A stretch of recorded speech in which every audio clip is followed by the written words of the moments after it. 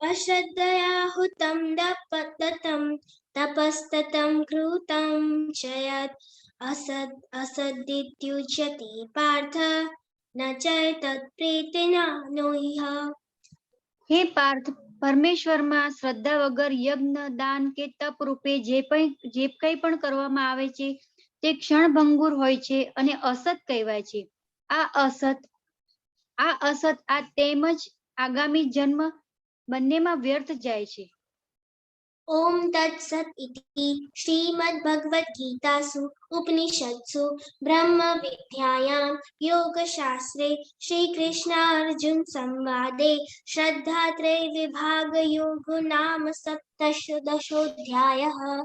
हरे कृष्णा कृष्ण कृष्ण हरे हरे, हरे राम राम राम हरे हरे।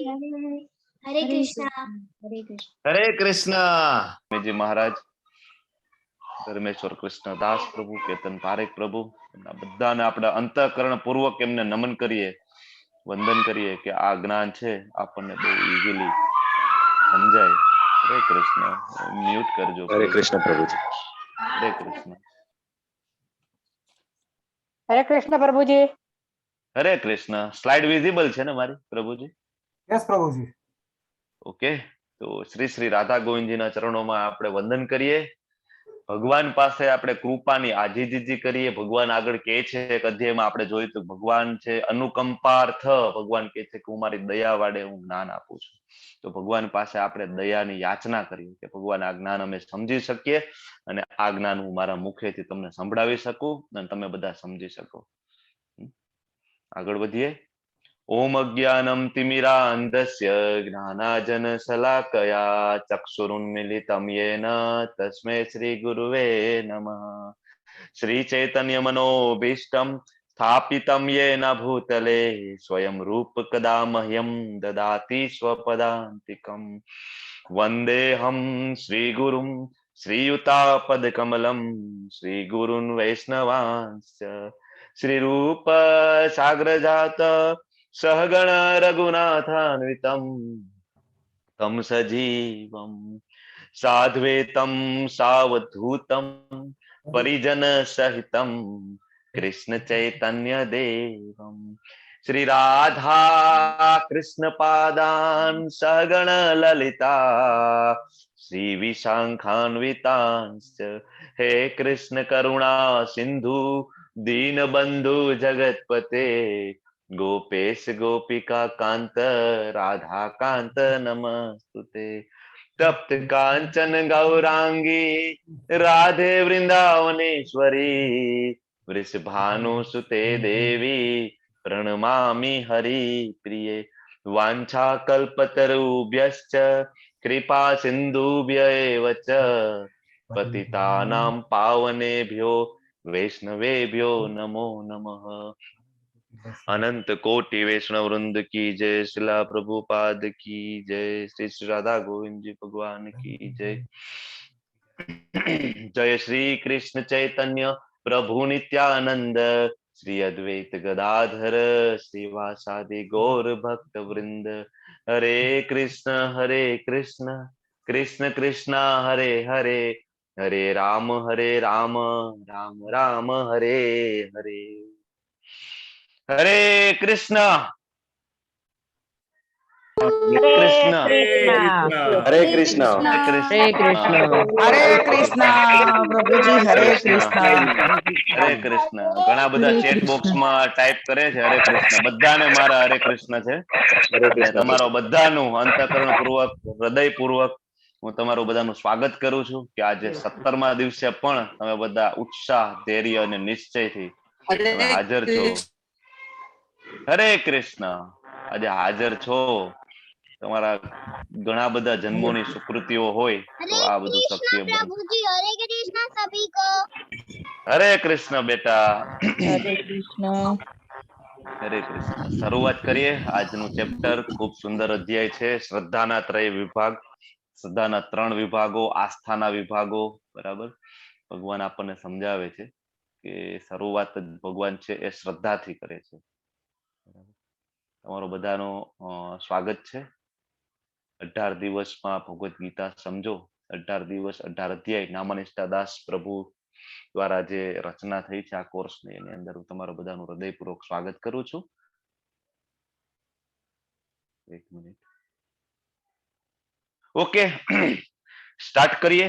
તમે બધા જયારે ભગવદ્ ગીતા વાંચો ને તો એમાં મંગળાચરણ છે, બરાબર. પ્રભુપાદજીની ભગવદ્ ગીતામાં મંગળાચરણ છે. તો હું તમને બધાને વિનંતી કરું, જ્યારે પણ ભગવદ્ ગીતા વાંચો ને મંગળાચરણ પહેલા વાંચજો અને ભગવાનને બે હાથ જોડીને કૃપાની યાચના જરૂર કરજો. તમે ભગવદ્ ગીતા સમજવું બરાબર બહુ ઈઝી થઈ જશે તમને.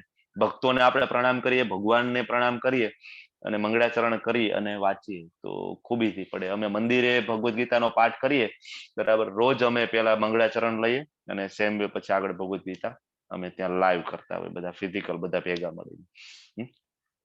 તો આગળ વધીએ. અર્જુન ઉવાચ યે શાસ્ત્ર વિધિમુત્સૃજ્ય યજન્તે શ્રદ્ધયાન્વિતાઃ તેષાં નિષ્ઠા તુ કા કૃષ્ણ સત્યમાહોરજસ્તમ. અર્જુન કહે છે કે હે કૃષ્ણ, જે લોકો શાસ્ત્રોના નિયમોનું પાલન નહીં કરીને પોતાની કલ્પના પ્રમાણે પૂજા કરે છે, બરાબર. ખૂબ મહત્વનો પ્રશ્ન પૂછે છે. અત્યારના કળિયુગની અંદર તો આ કહેવાય કે ખૂબ જરૂરી પ્રશ્ન છે. આપણને ડાયરેક્ટલી લાગુ પડતો એવો પ્રશ્ન છે કે શાસ્ત્રોના નિયમોનું પાલન નહીં કરીને પોતાની કલ્પના પ્રમાણે પૂજા કરે છે, તેમની સ્થિતિ કઈ છે? સત્વગુણી છે, રજોગુણી છે કે તમોગુણી છે? આપણે આગળ જોઈ ગયા ગુણત્રય વિભાગ 14મા ચેપ્ટરમાં, બરાબર. તો અર્જુનજી પૂછે છે કે ભાઈ શ્રદ્ધા જેને કહેવાય એને તમે હવે અમને ડિટેલમાં સમજાવો. કારણ કે શ્રદ્ધા બધામાં છે, ઘણા બધા લોકોમાં શ્રદ્ધા જાત જાતની શ્રદ્ધાઓ હોય. એમાં આપણે તો ઇન્ડિયન ભારતીય કહેવાય કે શ્રદ્ધામાં કઈ ઘટે નહીં, ગમે તેના ઉપર આપણે શ્રદ્ધા હોય, જાત જાતની શ્રદ્ધાઓ હોય, બરાબર. પણ શાસ્ત્રના નિયમ પ્રમાણે ન હોય એને શ્રદ્ધા કેવી કહેવાય? એ અર્જુનજી પ્રશ્ન પૂછે છે. ખૂબ જ આ પ્રશ્નનો જવાબ આપણને અત્યારે જરૂર છે. લોકોને આજકાલ કહેવાય કે એવી શ્રદ્ધાઓ હોય છે, વાત જવા દે. ઘણાને ઝાડમાં શ્રદ્ધા હોય છે, ઘણાને પથ્થરમાં શ્રદ્ધા હોય છે, ઘણાને અમુક જગ્યામાં શ્રદ્ધા હોય છે, ઘણાને અમુક વ્યક્તિમાં શ્રદ્ધા હોય છે. વ્યક્તિમાં ભગવાન બનાવી દે, બરાબર. તો હવે અર્જુનજી ડાયરેક્ટલી કોને પૂછે છે? કે કહેવાય સુપિરિયર જે ઓથોરિટી છે એને જ પૂછી લઈએ એટલે ડાઉટ ક્લિયર થઈ જાય, બરાબર. ભગવાનને પૂછે છે કે ભગવાન તમે કયો શ્રદ્ધાના પ્રકાર કયા કઈ ગુણમાં આવશે? ઘણા બધા એવા લોકો હોય છે. Are those who create some sorts of god. Prabhupadji clearly કહેતા કે ભારતની અંદર રોજ એક નવા ભગવાન મેન્યુફેક્ચર થાય કે આયા પ્રભુપાદજી લેક્ચરમાં બહુ કે, બરાબર, કે અહીંયા તો રોજ નવા ભગવાન એક બનતા હોય. ઘણા બધા એવા લોકો હોય, કોઈ વ્યક્તિને સિલેક્ટ કરે, ભગવાન બનાવી દે, બરાબર. વ્યક્તિને ભગવાન બનાવી દેવાની આપણામાં જૂની ટેન્ડન્સી છે. આપણે કહેવાય ને કે જનરલ ટેન્ડન્સી છે. આપણે કઈક ઐશ્વર્ય દેખાય, કોનાકમાં કઈક વધારે કઈક દેખાય ઐશ્વર્ય, એટલે ભાઈ ભગવાન. નથી કહેતા ક્રિકેટના ભગવાન કોણ? તો કે સચિન તેંડુલકર. બોલિવૂડના ભગવાન, બરાબર. ચિત્રકળામાં ભગવાન, પેન્ટિંગના ભગવાન, બધાને આપણે ભગવાન બનાવી દઈએ. આપણે પાછા એટલેથી નથી અટકતા ખાલી બનાવવા, આપણે તો મંદિરે બનાવીએ છીએ. તમે જોયું હશે સાઉથમાં એમાં જાઓ તમે, રજનીકાંતના મંદિર છે, સચિન તેંડુલકરનું મંદિર છે, બરાબર. જયલલિતાના તો કેટલા બધા મંદિર છે. અને આપણે પૂજા આરતી કરીએ છીએ. તો આપણે કઈ કેટેગરીમાં છીએ, બરાબર? આપણો આ જે શ્રદ્ધા છે એ કયા ગુણની અંદર આવે છે એ હવે અર્જુનજી પૂછે છે. શ્રી ભગવાન ઉવાચ ત્રિવિધા ભવતી શ્રદ્ધા દેહિનામ સા સ્વભાવજા સાત્વિકી રાજસી ચૈવ તામસી ચેતી તામ શૃણુ. શ્રી ભગવાન ઉવાચ. હું તમને વારંવાર કહું છું, જ્યારે વેદવ્યાસજી લખે છે તમે ગમે એની અભક્તની ભગવદ્ ગીતા કેમ ના લ્યો, એમાં શ્રી ભગવાન ઉવાચ જ લખવું પડે. કેમ કૃષ્ણ કહેવાય કૃષ્ણ નથી લખતા, વાસુદેવ નથી લખતા, કેમ ભગવાન જ લખવું પડે? શું કામ? કારણ કે ભગવાન કોણ છે આપણે જોઈ ગયા હતા આગળ કે ષડ ઐશ્વર્યથી કહેવાય પરિપૂર્ણ. સેકન્ડ ચેપ્ટરમાં આપણે ભગવાનની ડેફિનેશન જોઈ, એને ભગવાન કહેવાય. તો વેદવ્યાસજી છે વારંવાર ભગવાનનું જે પદને ઘોષિત કરે છે, અને હું એ તમને વારંવાર શું કામ રિપીટ કરું? તમને એમ થાય કે પ્રભુજી વારંવાર કહે છે, આ ત્રીજી વાર ચોથી વાર કીધું. કારણ કે જાણવું બહુ જરૂરી છે. આપને ખબર જ નથી કે એક્ઝેક્ટ ભગવાન કોણ છે, સુપ્રીમ કંટ્રોલર કોણ છે, સુપ્રીમ એન્જોયર કોણ છે, આપને ખબર જ નથી. આખી ભગવદ્ ગીતા ઘણા વાંચી લે તોય ખબર ના પડે ભગવાન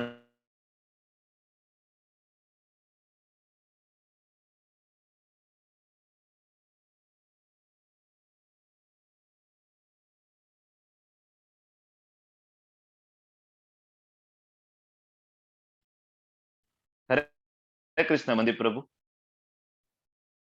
હરે કૃષ્ણ પ્રભુજી. વોઇસ આવે છે ને મારો? હા આવે છે પ્રભુ.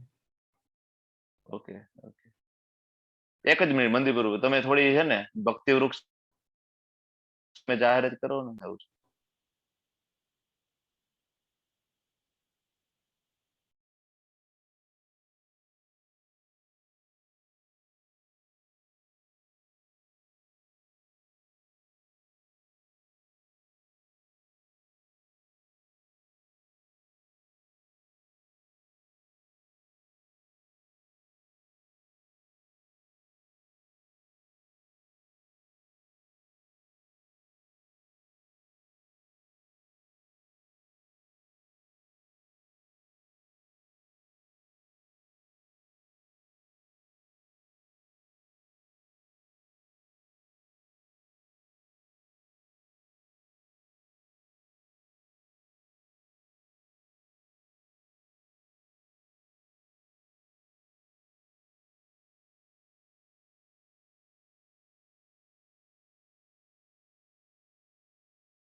હરે કૃષ્ણ. હરે કૃષ્ણ. હરે કૃષ્ણ. ઓકે, બરાબર છે ને હવે વોઇસ બરાબર? એકચ્યુઅલી Yes, yes, થોડોક પ્રભુજી. નેટવર્ક નો ના, ના, નેટવર્ક બરાબર નો છે ઇશ્યુ પ્રભુજી. થયો હતો, એટલે હું થોડું ચેક કરવા ગયો હતો. ઓકે,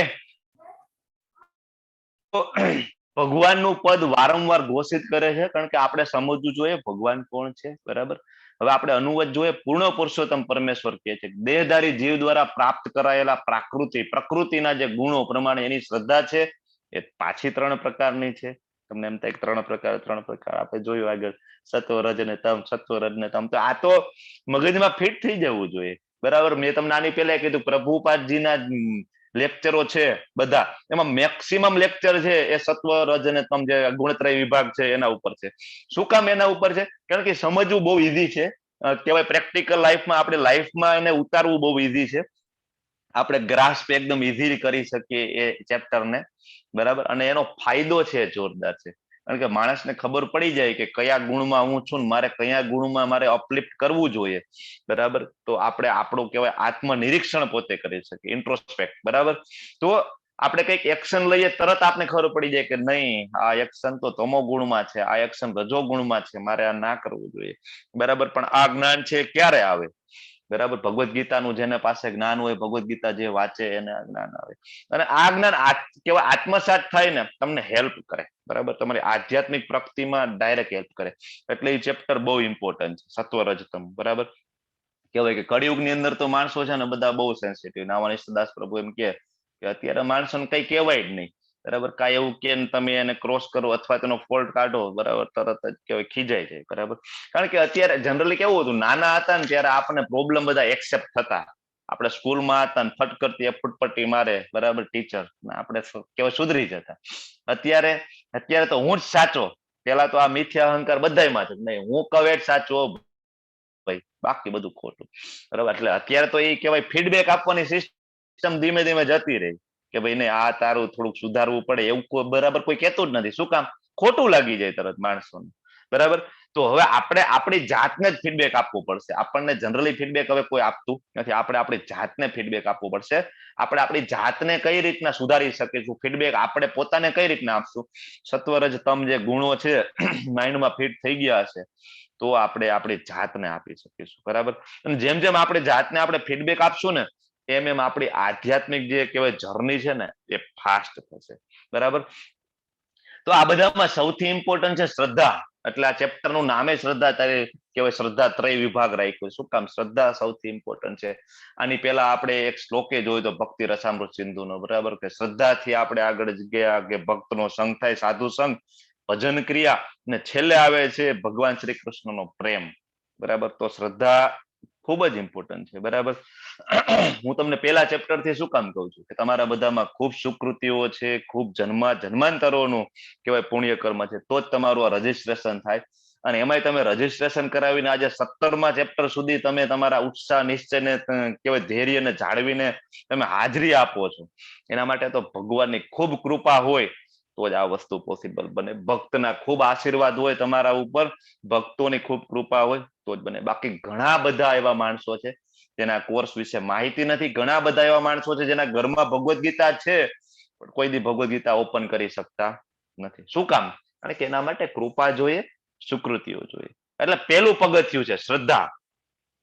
શ્રદ્ધા ના હોય તો પોસિબલ જ નથી. આપણે વાત થઈ હતી, શ્રદ્ધા ના હોય તો ઝીરો. બરાબર. જનરલી અત્યારે કહેવાય કે ભારતમાં તો હજી શ્રદ્ધા છે, પણ આઉટ ઇન્ડિયામાં તમે જાઓ ને, બરાબર, ફોરેનમાં જાઓ ને, ત્યાં મેઇન પ્રોબ્લેમ છે કે શ્રદ્ધા ઉદ્ભવે જ નહીં. કે નાનપણથી એવું બાળકે જોયું નથી, મા બાપે નથી જોયું કે પ્રાર્થના થઈ શકે, શાંતિથી બેસીને 1 કલાક કોઈ જોબ કરી શકે, મંદિરે જઈને કોઈ બેસી શકે, ભગવાનને ભોગ લગાડી શકે. આવું એ લોકોએ જોયું જ નથી. બરાબર. હવે બાળકો જોવે તો બાળકો ઓટોમેટિકલી ફોલો કરે. એને ટપારીને ટૂંકમાં કહેવાય એવી રીતના શીખડાવવાની જરૂર જ નથી. તમે કરો, તમારા બાળકો આરામથી કરશે. પણ ફોરેનમાં અઘરું થાય છે, છતાં એ લોકો ભક્ત બની જાય છે. બરાબર. કારણ કે ભગવાન સાથેનો શાશ્વત સંબંધ છે. તો આપણા માટે તો ઈઝી છે, છતાં પણ આપણે બધા કરતા નથી. બરાબર. તો તમારા બધાનું પેલું પગથિયું આપણે કહીએ શ્રદ્ધા વાળું, એ એકદમ ક્લિયર છે. બરાબર. તો હવે અહીંથી ભગવાન છે એ આપણને શ્રદ્ધાના 3 પ્રકાર સમજાવે છે. યજંતે સાત્વિકા દેવાન અક્ષરાંશી રાજસા પ્રેતાન ભૂત ગણાશ્ચાન્યે યજંતે તામસા જના. સત્વગુણી મનુષ્યો છે. બરાબર. અહીંયા ભગવાન છે ને થોડીક આપણને મોકળાશ આપે છે. સારું, ચલો મને કાંઈ નહીં, દેવોને તો એટલીસ્ટ પૂજે છે ને, તો સત્વગુણીમાં આપણે કહીએ કે ભાઈ ભગવાન કહે છે કે ભાઈ એટલીસ્ટ દેવોને પૂજે ને એ સત્વગુણી છે. રજોગુણી મનુષ્ય કોને પૂજે? તો કે અસુરો પૂજે. તમને એમ થાય કે અસુરોની અત્યારે પૂજા કોણ કરે? આપણને વિચાર આવે કે અસુરોની અત્યારે પૂજા કોણ કરે? તો અસુરો એટલે કોણ? હવે આ સમયે આપણે જોયું હતું કે અલગ ગ્રહ ઉપરથી હિરણ્યક્ષ આવ્યા હતા, ભગવાન આવ્યા હતા, એવી રીતના છે નહીં. બરાબર. દ્વાપર યુગમાં કહેવાય સેમ પરિવારમાં હતા, ત્રેતા યુગમાં કે અલગ અલગ ખંડમાં હતા અસુરો, એવું નથી. અત્યારે તો અસુરો આપણી અંદર જ છે. તો જ્યારે એવા મનુષ્યો ની આપણે પૂજા કરવા માંડીએ કે જેની આધ્યાત્મિક રીતે શૂન્ય હોય, બરાબર, આધ્યાત્મિક રીતે એમાં કઈ ન હોય, એમાં ભગવાન આપણને કાલે કીધું દેવી ગુણો કઈ ન હોય, બરાબર, આસુરી ગુણો એની અંદર હોય, દેવી ગુણો ના હોય. બરાબર. તો આપણે અત્યારે જનરલી જોઈએ છે, બરાબર, આ આપણે ટીવીમાં બધી એડવર્ટાઇઝમેન્ટ આવે, બરાબર, એ જનરલી પોતે યુઝ ના કરતા હોય છતાં એની એડવર્ટાઇઝમેન્ટ કરે. બરાબર. મોટા મોટા સ્ટાર છે, ગુટખાની એડવર્ટાઇઝ કરે, આપણે રોજ જોઈએ છે. હવે પોતે ગુટખા ખાઈ, પોતાના બાળકોને ગુટખા ખવડાવે? ના ખવડાવે, આખા દેશને ખવડાવે. બરાબર. ઘણી બધી એપ્લિકેશન હોય, બરાબર, એમ કે ભાઈ ઓનલાઈન શોપિંગ કરો, પોતે ના કરતા હોય પણ બીજાને કે. કારણ કે કોઈ નીતિ નિયમ જ નથી. બરાબર. કહેવાય સરળતા નથી. બારે કઈક છે, અંદર કઈક છે. બરાબર. ભગવાને કીધું ને એક ગુણ હોય જ નહીં એમાં. એને શું હોય? પૈસા મળે એટલે ગમે તેની યાદ કરે. બરાબર. હવે એને પૈસા શું કામ મળે? પૈસા એટલા માટે એને મળે કે આપણે એને ફોલો કરીએ છીએ. આપણે એને એટલા બધા ફોલો કરીએ છીએ કે આપણે એને ભગવાનની જેમ ગણાતો, એને ભગવાનની જેમ એની ચિંતા કરવા માંડે. જરાક બીમાર પડે તો એના માટે તો માનતા કરવા માંડે, બાધા રાખવા માંડે, કેટલું બધું કરે. આપણે નથી જોતા? આપણા ઘણા બધા ફિલ્મ સ્ટાર, ઘણા બધા ક્રિકેટ જગતના સ્ટાર, બધા ચિંતા કરવા માંડે. તો આને અસુરોની પૂજા જ કહેવાય. બરાબર. કારણ કે એનામાં કોઈ દેવી ગુણો, ભગવાનના ગુણો અથવા એ દેવતાઓ નથી. તો આપણે આ બધાને પૂજીએ તો એ આપણે એ કેટેગરીમાં આવીએ, રજોગુણની કેટેગરીમાં આવીએ. કે એને પોતાને કઈ ક્લેરિટી ના હોય, શું કરવું શું ના કરવું. તમને એમ થાય કે ભાઈ કોઈને નુકસાન તો નથી કરતા, બરાબર છે, એ બરાબર, કે કોઈને નુકસાન નથી કરતા, પણ એક આખું માસ, એક મોટો સમાજને મિસગાઈડ કરે છે. આપણે કોઈનો વિરોધ નથી કરતા, પણ આખા સમાજને મિસગાઈડ કરવું, જ્યારે એને ભગવાનની જેમ પૂજ્ય છે, ફોલો કરે છે, તો એને યોગ્ય, એની જવાબદારી છે કે સમાજને યોગ્ય રસ્તે લઈ જવા. પણ કોણ લઈ જાય છે? તમે કયો. નથી લઈ જતા. બરાબર. તો આ બધા કહેવાય રજોગુણમાં આવે. પછી ભગવાન શું કહે છે? તમોગુણી લોકો છે, ભૂત પ્રેતને પૂજે છે. અત્યારે ભૂત પ્રેત એટલે શું? પ્રેતની પૂજા કોણ કરે? તો તમે ઘણા બધા જો તાંત્રિકો, મેલી વિદ્યાવાળા તાંત્રિકો, અમુક ભુવાઓ, બરાબર, કેવા અમાવસ્યાની રાત હોય અને સ્મશાનમાં જાઓ, કઈક ને કઈક પૂજા હાલતી હોય. ખોપરીઓ રાખે, જીવતા પક્ષીઓ ખાય, ને ઘણું બધું આવું છે. જાત જાતના પોતે અવાજો કાઢે. માણસો ભેગા થયા, એના પ્રશ્નો બધા કેવા હોય? શેર માર્કેટની અંદર પૈસા ડૂબી ગયા, ક્યારે પાછા આવશે? પત્ની ઘર છોડીને કહેવાય જતી રહી, ક્યારે પાછી આવશે? આવા બધા શોર્ટ ટર્મ પ્રશ્નો. પ્રેય, આપણે શ્રેય ને પ્રેય જોઈ ગયા હતા. આવા પ્રેય, દુનિયાવી લાભ, બધા આવા પ્રશ્નો હોય. તો આને કહેવાય તમોગુણી શ્રદ્ધા. બરાબર. પણ આના ઉપર પણ એક આવે. કઈ આવે? શુદ્ધ સત્વ. બરાબર. કે આ 3 ગુણથી પર ઉપર કયું છે? તો કે શુદ્ધ સત્વ ગુણની જરા શુદ્ધ ભલાઈ. કે જે કૃષ્ણની પૂજા કરે છે, બરાબર, કે જે સત્વ ગુણમાં તો કેવું હતું દેવી દેવતાઓની પૂજા કરે, પણ શુદ્ધ સત્વ કોને કહેવાય? આ કહેવાય ત્રણેય ગુણોથી ઉપર, કે જે રાધા કૃષ્ણ ઘરમાં હોય, ફોટો હોય, એમની પૂજા થતી હોય, કૃષ્ણજીની પૂજા થતી હોય, ભગવદ્ ગીતા વાંચતા હોય, ભગવદ્ ગીતા સમજવાની કોશિશ કરતા હોય, બરાબર, હરે કૃષ્ણ મહામંત્રનો અથવા ભગવાન કૃષ્ણના મંત્રનો જાપ કરતા હોય, ભોગ લગાડતા હોય, બરાબર. તો beyond all this three modes, બરાબર, આ જે ગુણ છે ત્રણ એનાથી ઉપર છે, બરાબર. આ કહેવાય સત્વ એટલે મોડ ઓફ ગુડનેસ, રજ એટલે શું તો કે મોડ ઓફ પેશન, અને તમો એટલે શું તો કે મોડ ઓફ ઇગ્નોરન્સ. તો આ બધાથી ઉપર શું છે? શુદ્ધ સત્વ છે, બરાબર. તો શુદ્ધ સત્વ ક્યારે આવે? આપણે કૃષ્ણજીની પૂજા કરીએ, કૃષ્ણજીને ભોગ લગાડીએ, કારણ કે ભગવાન કૃષ્ણ છે, વારંવાર ભગવાન કહે છે, વારંવાર કહે છે, છતાં આપણને ના સમજાય તો અઘરું થાય, બરાબર. તો કૃષ્ણજીની પૂજા કરીએ તો આને શું કહેવાય? શુદ્ધ સત્વમાં જે પૂજા થાય એને 100% પ્યોર ડિવોશનલ સર્વિસ કહેવાય, એકદમ પ્યોર ડિવોશનલ ભક્તિમય સેવા, બરાબર. તો આનો ફાયદો શું થાય શુદ્ધ સત્વમાં? તો કે કેવું થાય, શુદ્ધ સત્વમાં હોય અને કદાચ તમારું કેવાય ફોલ ડાઉન થાય, થોડું પતન થાય, તો તમે સત્વની નજીક હોય, એટલે તમારું સત્વમાં થાય, પાછું કહેવાય કે તમે પાછું સત્વમાં આવી શકો. પણ સત્વમાં હોય અને તમારું પતન થાય તો તમે રજમાં આવો, રજોગુણમાં આવીને સીધા તમો ગુણમાં જાઓ. એવો સંગ એવો રંગ થતો જાય ધીમે ધીમે, બરાબર. તો બહુ અઘરું છે, કારણ કે ચાન્સ વધારે છે, જેમ જેમ નીચે હોય એમ કેવા પડવાના ચાન્સ વધારે છે, બરાબર. કયું મંદિર છે આ? કોણ કહેશે? હરે કૃષ્ણ. કયા મંદિરનો ફોટો છે? હેન્ડ રેસ કરવો જોઈએ. હરે કૃષ્ણ. લલિત કુમાર વેદ પ્રભુને ખ્યાલ છે. બોલો બોલો પ્રભુ, કયું મંદિર છે? એકદમ તો ખ્યાલ નથી, પણ કૃષ્ણ બલરામ મંદિર વૃંદાવન છે. હા, એ છે, બરાબર, એક્ઝેક્ટલી સાચા છે તમે. બરાબર, કૃષ્ણ બલરામ મંદિર છે, શ્રી શ્રી કૃષ્ણ બલરામ મંદિર વૃંદાવન છે. હા, એનું ઉદ્ઘાટન કહેવાય શ્રીલા પ્રભુપાદજી દ્વારા થયું હતું. એ ફોટો છે. અદ્ભુત મંદિર છે. તમે જાઓ તો એમ થાય કે અહીંયા બેઠા છીએ. ત્યાં છેલ્લા લગભગ કહેવાય કે 60-70 વર્ષથી અખંડ ધૂન ચાલુ છે, કીર્તન. હરે કૃષ્ણ હરે કૃષ્ણ કૃષ્ણ કૃષ્ણ હરે હરે, હરે રામ રામ રામ હરે હરે, અખંડ ધૂન ચાલુ છે 60-70 વર્ષથી. અને ત્યાં બીજું પ્રભુપાદજીની સમાધિ છે વૃંદાવનમાં છે. સેન્ટરમાં ગૌર નિતાઈ છે, કૃષ્ણ બલરામ છે, બાજુમાં રાધા કૃષ્ણજી છે, સાઈડમાં ગૌર નિતાઈ છે, અને બહાર છે એ પ્રભુપાદજીની સમાધિ છે, બરાબર. તો અહીંયા કહેવાય કે એક ટેબલ આપેલું છે તમને, પૂજા અને નિયતિ, બરાબર. તો તમે કૃષ્ણની પૂજા કરશો, તમારી નિયતિ ક્યાં છે? ગોલોક, વૃંદાવન ધામ. ડેમિગોડ્સ ની પૂજા કરો, દેવી દેવતાઓને, તમારું સ્વર્ગમાં જશો, તમારા પુણ્ય કર્મો પૂરા થશે, પાછું તમારું પતન થશે, તમારે નીચે આવવું પડશે. રાક્ષસોની પૂજા કરશો, નરક લોકમાં જશો, અને ભૂત આત્માઓની પૂજા કરશો, ભૂતિયા ગ્રહોમાં તમારી ગતિ થાય છે. બહુ જરૂરી છે ને, આપને ખ્યાલ આવવો બહુ જરૂરી છે. આપણે કોની પૂજા કરીએ છીએ, કારણ કે એ મુજબ આપણી આગળની જર્ની નક્કી થાય છે, બરાબર. બહુ જરૂરી છે. હવે ભગવાન આપણને આગળ સમજાવે છે ડાયટ પ્લાન. તમને એમ થાય કે આ ભગવાન આહાર ને ડાયટ પ્લાન ને શું લેવા દેવા? ભગવાન તો એમ જ કે ભાઈ ઉપવાસ કરો. ના, ખાવાનું તો છે જ, શરીર માટે જમવું તો પડશે, શરીર સારું રહેશે તો જ ભક્તિ કરી શકીશું ને. તો ભગવાન ડાયટ પ્લાન આપણને આપે છે, બરાબર. તમે આ ડાયટ પ્લાન સમજો, તમને ઓટોમેટિક ખ્યાલ આવી જાય કે આપણે કયા ગેરમાં આગળ જવું, બરાબર. તો ભગવાન જે આપણને અહીંયા કહેવાય 3 પ્રકારના આહાર સમજાવે છે. આયુ, સત્વ, બલ, આરોગ્ય, સુખ, પ્રીતિ, વિવર્ધના. કેવું તો કે સાત્વિક લોકોને પેલા આ જે છે સત્વ, રજ અને તમ ત્રણેય જે આહાર છે એનું અનુવાદ નીચે આપેલો છે. શ્લોક ખાલી 8મો છે, પણ 8, 9, 10 ત્રણેય શ્લોકનો અનુવાદ નીચે એક સાથે આપેલો છે, બરાબર. તો કેવું સાત્વિક લોકોને કેવું અન્ન પ્રિય હોય, અથવા કેવું અન્ન સાત્વિક કહેવાય, આપણને સમજાવે. તો પેલા આયુ એટલે તો કે આયુષ્ય વધારનાર, બરાબર. આયુષ્ય વધારનાર કે મનુષ્ય દેહનો જે ખરેખર જે ઉદ્દેશ્ય છે કે કૃષ્ણ ભક્તિમાં આપણે લાગીએ અને આપણો અને ભગવાનનો જે સંબંધ છે આપણે સમજી શકીએ, આવું આપણે અન્ન ખાવું જોઈએ, જે આયુષ્ય વધારનાર, બરાબર. બીજું તો કે શું છે? આયુષ્ય વધારનાર, જીવન શુદ્ધ કરનાર, બળ અને સ્વાસ્થ્ય, સત્વ, બરાબર.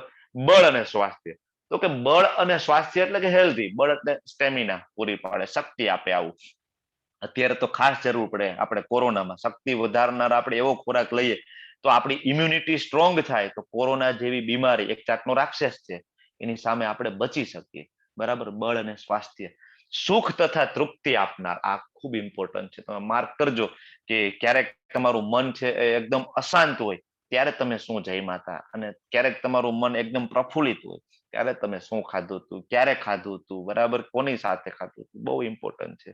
હું એવું નથી કહેતો કે આજુબાજુની જે પરિસ્થિતિના કારણે જે દુઃખ થયું છે એનો આમાં કોઈ રોલ નથી. 100% એ જે કઈ સામાજિક પરિસ્થિતિ, આર્થિક બરાબર સમસ્યાઓ, કૌટુંબિક સમસ્યાઓ, આ બધું છે જ. પણ ખોરાકનો બહુ મહત્વનો ભાગ છે. શું કામ? આપણે જે કઈ ખાઈએ છીએ ને એમાંથી આપણું મન બને છે, એનો એક ભાગ છે ને એમાંથી મન બને છે, બરાબર. એટલે બહુ જ ઇમ્પોર્ટન્ટ છે. તમે જો આપણે 11 દિવસે ઉપવાસ કરીએ એ દિવસે આપણે કહેવાય અનાજનો એક પણ દાણો ના લીધો હોય, અને આખો દિવસ આપણે એ કહેવાય શરીરથી તપ કર્યું હોય, પછી વાણીનું તપ આપણે જપ કર્યું હોય, આપણે ગઈકાલે જોયું તો જપ કર્યું હોય, બરાબર. આ બે જાતના આપણે તપ, અને મન ભગવાનમાં લગાડ્યું એટલે શરીર, મન અને વાણીના તપ થયા હોય. તો બીજા દિવસે તમે જોશો ને તમારા જપ છે ને એકદમ એકાગ્રતાથી સબમિસિવલી થાય. શું કામ? કારણ કે તમે એ બધા તપ કર્યા છે, બરાબર. કારણ કે ફૂડ છે એ ખૂબ ઇમ્પોર્ટન્ટ પાર્ટ ધરાવે છે. દર 15 દિવસે શું કામ આપણે ઉપવાસનું કહીએ છીએ, શું કામ આપણે એકાદશીનું કહીએ છીએ? કારણ કે બહુ જરૂરી છે, બરાબર. પછી આગળ શું ભગવાન કહે છે કે આવું અન્ન છે કેવું હોય? રસયુક્ત હોય, સ્નિગ્ધ હોય, પોષણ કરનારું હોય, હૃદયને ભાવે એવું હોય, બરાબર. પછી હવે આગળ છે રજોગુણની ભગવાન વાત કરે છે કે ભાઈ રજોગુણી, બરાબર. જેવી રીતના આપણે આ આહારની વાત થઈ ને ફૂડની, એવી રીતના વાણીનો પણ આહાર હોય. વાણીનો આહાર એટલે શું? હમણાં આપણે ચર્ચા કરીએ. વાણીનો આહાર આપણે કાલ જોયું, કીર્તન કરીએ, આપણે યાત્રામાં જાય, બરાબર. તમે જો ઘણી વખત કલાક તમે બીજી કઈ દુનિયાવી વાતો કરી હોય ને પછી તમારી મનની સ્થિતિ જોવો, અને ઘણીવાર કલાક 2 કલાક સુધી ભગવાનના કીર્તન તમે લેક્ચર સાંભળ્યા હોય ને પછી તમારી મનની સ્થિતિ જોવો, બરાબર. કારણ કે મનનો આહાર છે, વાણીનો આહાર, મનનો આહાર. એક નવો જ આનંદ ઉમળે. તમને એમ થાય કે નહીં, બરાબર. જો તમે આપણે એકાદશીમાં જનરલી ઘણા 62 રાઉન્ડ કરે, 16 રાઉન્ડ કરે, 64 રાઉન્ડ કરે, એક જાતનો આનંદ જ અલગ હોય છે. પછી કાનનો આહાર એ હોય છે. કાનનો આહાર એટલે શું? તમે શું સાંભળો છો અત્યારે તો ખાસ, બરાબર. બધા ફિલ્મી સોંગ બધા તમે સાંભળો, શું આવે મનમાં? પેશન આવે, કામ આવે, બરાબર. મોસ્ટલી આવા બધા સોંગ હોય છે. પણ તમે કીર્તન સાંભળો, બરાબર, જે ભગવાનના ભક્તો છે એના કીર્તન સાંભળો, તમને રિયલ બ્લીસ, આનંદ આવે. તો મન, કાન, વાણી, બરાબર, આ બધા કહેવાય કે અહીંયા આપણે ફૂડની વાત થઈ ગઈ, બરાબર. તમે માયાપુર કીર્તન મેળો કરીને યુટ્યુબમાં સર્ચ કરો, બરાબર. એકદમ સુંદર મજાના જોરદાર કીર્તનો હોય. તમને એમ લાગે કે ના આ જ સાંભળવા છે. યુટ્યુબમાં ઘણા બધા છે. તો રજોગુણી ફૂડ કેવું હોય? અતિશય કડવું હોય, અતિશય ખાટું, અતિશય ખારું, ખૂબ ગરમ, એકદમ તીખું, લુખું, બળતરા કરનારું હોય, તમને હાઈપર એસિડિટી કરે, બરાબર. આવું અન્ન છે રજોગુણી મનુષ્યને પ્રિય હોય, બરાબર. આવું અન્ન છે એ શું કરે? તો કે દુઃખ થાય, એનાથી શોક થાય. તમે જો ક્યારેક ડિપ્રેશનમાં, શોકમાં હોય, તમે મોસ્ટલી તમે જો શું ખાધું છે, બરાબર. રોગ ઉત્પન્ન કરનારા હોય, બરાબર. તમે બહુ તીખું ખાવ શું થાય? હાઈપર એસિડિટી થાય, અલ્સર થાય. બહુ ખારું ખાવાથી શું થાય? બીપી આવે, બરાબર. અતિશય ખાટું ખાવાથી શું થાય? ઘણા બધા સ્કિન ડિઝીઝ કહેવાય તમે લઈ આવો, બરાબર. બહુ કડવું ખાવ, તમારા જીભનો ટેસ્ટ જતો રહે, તમને ભૂખ ના લાગે, અપચાની બીમારી થાય, બરાબર. ઘણું બધું બહુ તીખું ખાવાથી આપણે જોયું, બરાબર, બળતરા કરનારું, બરાબર. ઘણા બધા અલ્સર, આંતરડાના ચાંદા, ઘણી બધી બીમારીઓ થાય. તો રોગ ઉત્પન્ન કરનારા હોય છે. પછી છેલ્લું તમોગુણી ભોજન કેવું હોય? તો કે ભોજન કરવાના 3 કલાક પહેલા રાંધેલું, ભોજન કરવાના 3 કલાક પહેલા રાંધેલું, સ્વાદહીન. હરે કૃષ્ણ, હરે કૃષ્ણ. તો ભોજનના 3 કલાક પહેલા. હવે તમને એમ થાય કે 3 કલાક પહેલા તો કેમ કરવું, બરાબર. પણ તમે પ્રભુપાદજીની બુક વાંચો, એના ભાવાર્થમાં બહુ ક્લિયરલી લખે. જનરલી આચાર્ય હોય ને એ અત્યારની કન્ડિશન મુજબ આપણને એમાંથી સાર ગોતીને સમજાવતા હોય. તમને એમ થાય ઘણા જોબ કરતા હોય, હવે તો સવારમાં જ રાંધી નાખે, બરાબર. 3 કલાક શું, પણ 6 કલાક જેવું થઈ જાય જમતા જમતા, બરાબર. પણ આચાર્ય છે આનું સોલ્યુશન આપણને સરસ આપે કે ભાઈ જે તમે રાંધો, ભગવાનને ભોગ લગાડી દો એટલે મહાપ્રસાદ થઈ જાય છે. પછી કઈ વાંધો આવતો નથી, કારણ કે ભગવાનની કૃપા હોય, પાપ કર્મ છે ભગવાન લઈ લે છે, આપણને બંધન કરતા નથી હોતું આપણને. તો 3 કલાક પહેલાનું ભોજન હોય તો એ ના ખાવું જોઈએ, પણ ભગવાનને ધરાવેલું હોય તો તમે ખાઈ શકો છો, બરાબર. સ્વાદહીન ભોજન, બગડેલું, દુર્ગંધ મારતું. ઘણાને અત્યારે તમે નથી જોતા ચાઇનીઝ ને અમુક ફૂડ આવે, એઠું ઘણાને, બરાબર, અસ્પૃશ્ય વસ્તુઓનું બનેલું, બરાબર, ભોજન એવા લોકોને પ્રિય હોય છે કે જે તમોગુણીઓ હોય છે, બરાબર. તો આ સામે ભોજન તમે જોવો છો સુંદર મજાનો, બરાબર. તો આ કઈ કેટેગરીનું ભોજન છે? હરે કૃષ્ણ, હરે કૃષ્ણ. કઈ કેટેગરીનું ભોજન છે આ? સાત્વિક. હા, પરેશ શાહ પ્રભુ. શુદ્ધ સાત્વિક શુદ્ધ સાત્વિક ભોજન છે. શુદ્ધ કોના સાત્વિક. માટે ભોગ બનાવે? છે આ તો ભોગ હા, ભગવાન માટેનો ભોગ ભોગ છે. છે. હા, કારણ કે તુલસી કેમ પત્ર ખબર છે ને, પડે? તુલસીજી હા, છે ને, તુલસી પત્ર. તુલસીજી છે ને. તુલસી પત્ર છે એટલે આપણને હા. તરત ખબર પડી જાય કે આ તો ભગવાનનો ભોગ છે. એકદમ શુદ્ધ સાત્વિક ભોજન છે. બરાબર. તો આપણે જોવું જોઈએ કે આપણે કઈ કેટેગરીમાં આપણે ભોજન લઈએ છીએ. બરાબર. બધી જ આઈટમમાં આપણે ભગવાનના કહેવાય જેટલી આઈટમ બનાવીએ એમાં આપણે તુલસી પત્ર મૂકીએ. બરાબર. અને આપણે પોતે ખાઈએ. બરાબર. કઈ કેટેગરીનું ભોજન લઈએ? બને ત્યાં સુધી ભગવાનનો ભોગ લેવાનો. બને ત્યાં સુધી પોસિબલ હોય તો ભગવાનને ધરાવ્યા વગર કઈ ખાવાનું જ નહીં. ભગવાનને ધરાવેલું જ ખાવું જોઈએ. બરાબર. તો તુલસીજી છે ભગવાનના ખૂબ પ્રિય ભક્ત છે. બરાબર. એક મોટી એના ઉપર કહેવાય કે આખી કથા છે. એટલે ભગવાનના દરેક ભોગની અંદર એક એક તુલસી પત્ર મૂકવું જોઈએ. બરાબર. જનરલી ભારતમાં તુલસીનો બહુ મોટો ઇસ્યુ નથી. ફોરેનમાં ઇસ્યુ હોય છે. તો એ લોકો ડ્રાય કે સુકાઈ ગયેલા પાંદડા રાખે. બરાબર. કહેવાય કે પેલા તોડી લે, પછી અમુક સિઝનમાં તો ત્યાં તુલસી થાય જ નહીં. એ લોકો રાખતા હોય છે, પછી એના ભોગમાં નાખતા હોય. તો આપણે શું ખાઈએ છીએ? બરાબર. એમાંથી સૌથી મોટો ઘટક છે એ સ્થૂળનો બને છે. બીજો ઘટક છે આપણા માંસમાં કહેવાય, અને જે સૂક્ષ્મ ઘટક હોય ને એ આપણી ચેતના બને છે એનાથી. તો શું ખાધું છે એ આપણું ખૂબ ઇમ્પોર્ટન્ટ છે. ઘણીવાર આપણે જો લાંબા ઉપવાસ કર્યા આપણું મન એકદમ શાંત હોય, તો આપણી જે કોન્શિયસનેસ હોય એકદમ જોરદાર હોય. બરાબર. કારણ કે એમાંથી બને છે ને એટલે. અને તમે જો બીમારીમાં અમે બધા ડોક્ટરો પર્ટિક્યુલર ફૂડની શું કામ સલાહ આપીએ છીએ? કોઈ ડોક્ટર એવું કીધું કે નહીં જાઓ તમે તમારે ચાઇનીઝ પંજાબી ફૂડ ખાઓ, નહીં કે. બરાબર. એકદમ સાત્વિક ભોજન લેવાની શું કામ સલાહ આપે? કારણ કે એનાથી મન તમારું શાંત થાય. અને કોઈ પણ બીમારી મટાડવા માટે મનનો બહુ મોટો રોલ છે. બરાબર. તમારું સેલ્ફ ડિટર્મિનેશન પાવર જોરદાર હોય તો ગમે એવી કેન્સર જેવી બીમારીમાંથી ઘણા બધા બહાર નીકળી જાય છે. એટલે મનને મજબૂત કરવા માટે પણ સાત્વિક ફૂડ લેવું બહુ જરૂરી છે. બરાબર. તો you are what you it. તમે જેવું જમશો એવા તમે બનશો. આજકાલ તો બહુ ચલણ છે કે 2 મિનિટમાં વસ્તુ બને. બરાબર. 2 મિનિટમાં ખાઈએ તો આપણે પછી એવું ખાઈએ. બરાબર. તો કૃષ્ણજી માટે ભોગ આપણે તૈયાર કરીએ. બરાબર. શું શું આપણે ધ્યાન રાખીએ? તો ખૂબ સભાનતાથી એક તો આ ભોગ બનવો જોઈએ. તમને ખ્યાલ હોવો જોઈએ મારા ભગવાન માટે હું બનાવું છું. અને મેઇન ફાયદો શું થાય ખબર છે? કે તમે જેટલો સમય ભોગ બનાવવામાં વિતાવો ને, કલાક કે 2 કલાક કે 3 કલાક જેટલો સમય લાગે ને, એ બધો તમારો ભક્તિમય સમય છે. 100% ડિવોશનલ સર્વિસ છે ભગવાનની. બરાબર. કારણ કે તમે માનસિક રીતના ભગવાન સાથે જોડાયેલા હોય ને. બરાબર. તમને સભાનતા હોય કે મારા કૃષ્ણ માટે હું બનાવું છું. બરાબર. પછી ભગવાનને પ્રેમ અને અવતરણ સાથે ઓફર કરવું જોઈએ આપણે હંમેશા. એવું નહીં કે બરાબર મિકેનિકલી. તમારે ભગવાનને કહેવું જોઈએ કે ભગવાન મને ખબર છે કે તમારે જરૂર નથી. બરાબર. છતાંય હું તમને પ્રેમ કરું છું, હું તમને ઓફર કરું છું, ભગવાન થોડું જમી લો. બરાબર. બાકી તો કેવું મિકેનિકલ નહીં, આ તો ફોર્માલિટી છે. આ થાળી મૂકીને ટીંગ ટીંગ ટીંગ ટીંગ ટીંગ થોડીક વાર વગાડીને આ થોડીક વાર દૂર જતા રહે, વળી જાય ટીંગ ટીંગ ટીંગ ટીંગ કરીને લઈ લે, હાલો પૂરું, ફોર્માલિટી પૂરી. નહીં, એવું નહીં. ભગવાનને જરૂર નથી. પ્રેમ હોવો જોઈએ આપણને તો ભોગ ધરાવવાનો. પ્રેમ ભાવ ખૂબ જરૂરી છે. ભગવાનને 56 ભોગની જરૂર નથી. જે જમવું એ સાદું સિમ્પલ મૂકી શકો ડુંગળી લસણ વગર. બરાબર. પછી તો કે ઓફર માટે યોગ્ય મૂળ હોવું, આપણો મૂળ હોવું જોઈએ. બરાબર. યોગ્ય મૂળ. કારણ કે પ્રસાદનું આપણે ખૂબ સન્માન કરવું જોઈએ. કારણ કે આપણને ખબર છે, આપણે ભગવદ્ ગીતા વાંચી છે એટલે આપણે કહેવાય ભગવાનના પ્રસાદનું ખૂબ સન્માન કરીએ. બરાબર. કે ગમે તે પ્રસાદ હોય આપણે એનો કોઈ દી અનાદર ના કરીએ. પણ જેને નથી વાંચ્યું એને તમે આપો, મીઠાઈ આપો તો એ મીઠાઈ સમજીને ટેસ્ટી છે એટલે ખાય છે. એને તમે ભગવાનને ધરાવેલા દાળ ભાત આપો તો એમાં એ કંઈક કહેવાય પ્રોબ્લેમ કાઢશે. કારણ કે પ્રસાદનું મહત્વ નથી એટલામાં. બરાબર. બીજું કે આપણે પ્રસાદનું ખૂબ સન્માન કરવું જોઈએ. બરાબર. મેં આ વાત કરી એમ.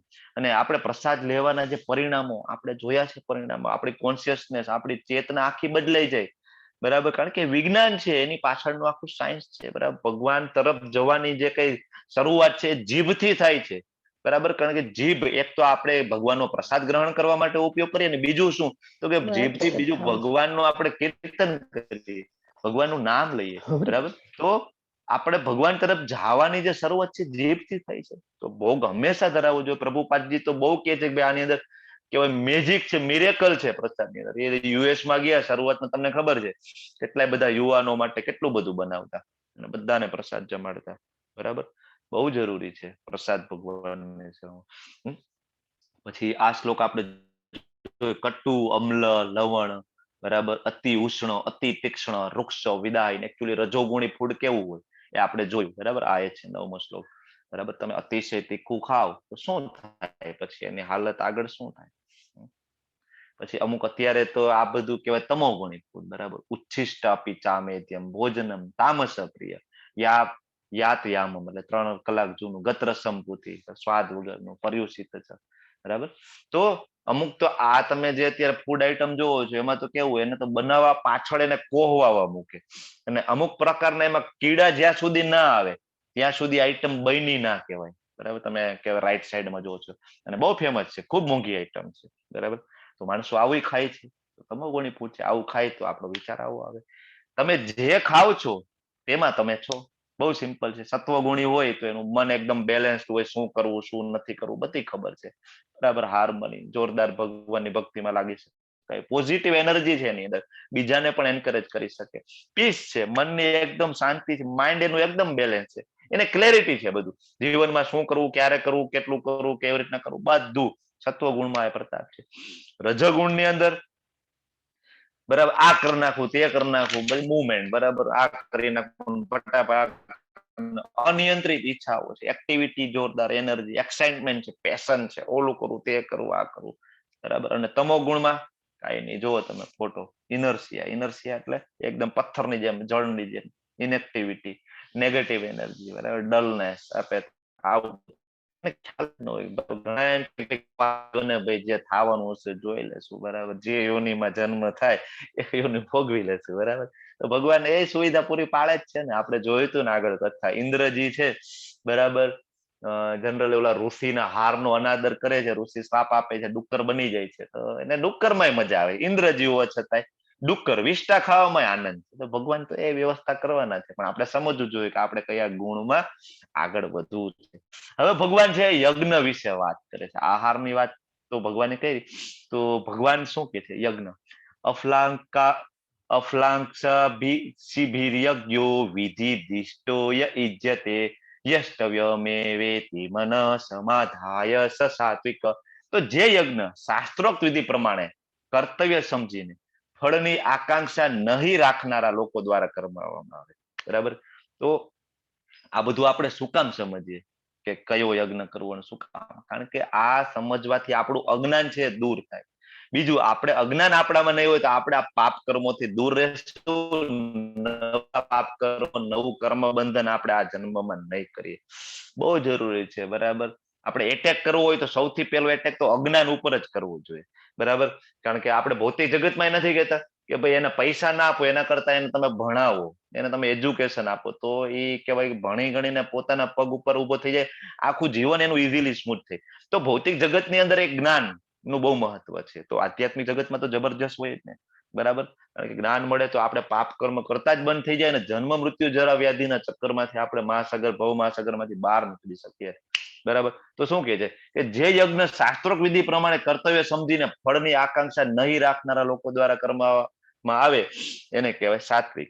આપણે એવું થવું જોઈએ ભાઈ મારી ડ્યુટી છે, કર્તવ્ય સમજીને ભાઈ મારી ડ્યુટી છે એટલે મારે આ યજ્ઞ કરવો જોઈએ. બરાબર, મારે મંદિરે જવું જોઈએ, મારે જપ કરવા જોઈએ, મારે 16 માળા કરવી જોઈએ. બરાબર, આપણે એવું લાગવું જોઈએ કે નહીં મારે ભોગ ધરવો જોઈએ. તો આ બધું આપણે સમજીને કરીએ, આપણી ડ્યુટી સમજીને કરીએ તો એને કહેવાય સાત્વિક યજ્ઞ.